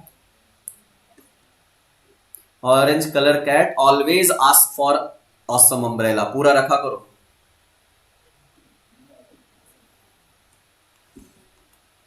normal safety range of the potassium, potassium का नॉर्मल रेंज या सेफ्टी रेंज कितना होता है? चलो चलो चलो फटाफट खत्म करो। पोटेशियम रेंज की बात हो रही है 1.5 to 2 milli equivalent per litre या 3.5 to 5 milli equivalent per litre की बात करोगे। सर ये रेंज एक बार पूछा गया है, आपको तीनों रेंज देखना है। सोडियम, पोटेशियम और कैल्शियम की बात करोगे यहां तो 3.25 मिली इक्विवेलेंट की बात किया जाएगा, जो हमारा एक नॉर्मल रेंज होता है। क्योंकि अगर इससे कम हो गया तो सर लिथार्जी और हमारा मसल्स क्रैम्प्स आ जाएंगे, और हायर हो गया तो कार्डियक अरेस्ट आने के चांसेस हो जाएंगे।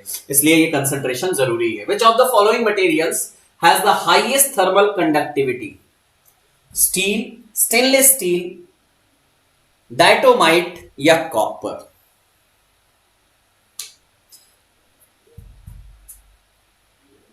अरे 3.5 to 5 होता है पोटेशियम का, 130 to 150 हमारा होता है सोडियम का, कुछ ऐसा।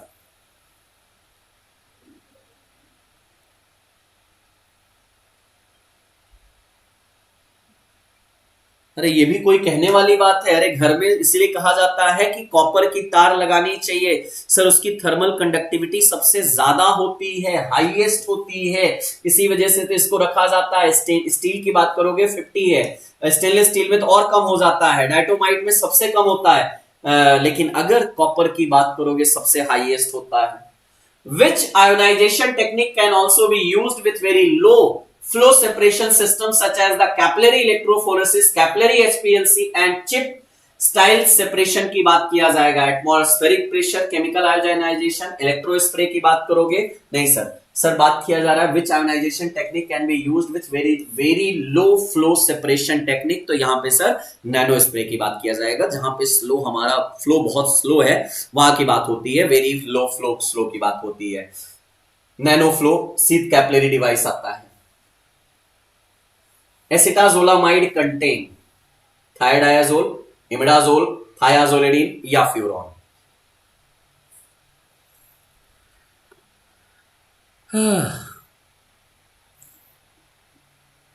चलो चलो चलो जल्दी बताओ। एसिटाजोलामाइड का स्ट्रक्चर तो देखा होगा, कार्बोनिक एनहाइड्रेज इनहिबिटर की बात किया जा रहा है। थायाडायाजोल, थायाडायाजोल। सर अगर आप स्ट्रक्चर की बात करोगे एसिटाजोलामाइड में, थायाडायाजोल, हाँ जी, थायाडायाजोल एसिटाजोलामाइड, सर नाम ही है एसिटाजोलामाइड, थायाडायाजोल। जी sir. Which of the following isomer is more potent as a muscarinic agonist? More potent as a muscarinic agonist? Trans isomer, cis isomer, R isomer या एस आइसोमर? बाप रे।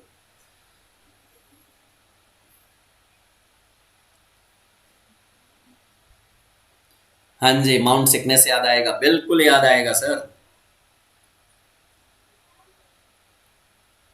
Sir trans की बात करिएगा, are और S की तो बात ही नहीं है, सिस और ट्रांस की बात है। ट्रांस की बाइंडिंग इतनी अच्छी होती है, इसीलिए बोला जाता है, क्योंकि हमारे जितने भी होंगे सभी हमारे ट्रांस आइसोमर अगर हैं तो उनका हमारा स्टाइल कोलिन के साथ स्ट्रक्चरल रिजेंबलेंस होगा और उनकी बाइंडिंग परफेक्ट होगी, और बाइंडिंग होगी तो उसका इफेक्ट अच्छा आएगा, इसलिए ट्रांस आइसोमर की बात है। निफेडिपिन क्या है?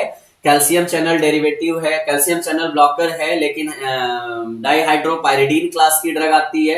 क्विनोलिन, एराइल पाइपेरिडीन, आइसोक्विनिलिन या पायरिडीन, अरे बोला ना डाइहाइड्रोपायरिडीन क्लास की ड्रग है, डीएचपी क्लास की बात आती है तो इसलिए पायरिडीन आएगा। सिंपल, पाइपेरिडीन का तो कोई मतलब ही नहीं है, नाम ही क्या है जरा बताओ ना। कैल्शियम चैनल ब्लॉकर तीन ही क्लास में तो है, डाइहाइड्रोपायरिडीन, बेंजोथायाजेपिन और हमारा फिनाइल एल्काइलेमिन की बात है। केमिकल नेम ऑफ एफेड्रिन, ये मुझे नहीं पता, ये मुझे नहीं पता, ये सब आप बताओगे।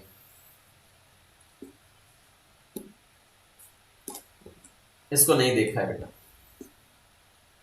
हो गए जमाने हो गए यार, लग रहा है स्ट्रक्चर पड़े हुए।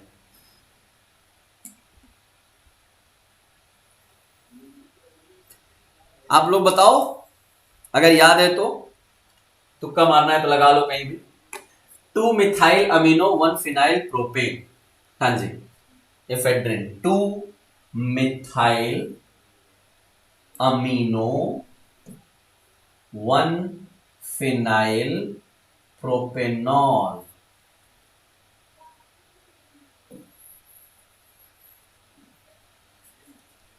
नहीं, चलो ओके भैया, लास्ट क्वेश्चन आज की सीरीज का, खत्म करो जल्दी से, ठीक है ऑन टाइम ही रहे।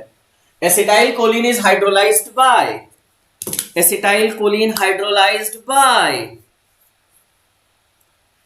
ये भी कोई बोलने वाली बात है। कोलिन एस्टरेज, ये मेरे से सुनने के लिए इंतजार कर रहे हो। कोलिन एस्टरेज दो टाइप के होते हैं, एसिटाइल कोलिन एस्टरेज जिसको ट्रू कोलिन एस्टरेज या स्यूडो कोलिन एस्टरेज की बात किया जाएगा। तो ये रहे आज के सेशन के 100 question, model paper number 5। I hope आप लोगों ने इससे सीखा होगा, समझा होगा और आपको मजा भी आया होगा। मैं उम्मीद करूंगा कि आप लोग अपनी तैयारी अच्छे से करो। आज 3 बजे टेस्ट के लिए तैयार रहिए। मिलते हैं आप सभी से कल के मॉडल पेपर में, इसके आगे की बातें। चलिए, थैंक यू। आज के क्वेश्चन मुझे लगता है थोड़ा अच्छे और मजेदार मिले होंगे और कल तो और हम थोड़ा सा और मजे करेंगे। Thank you all.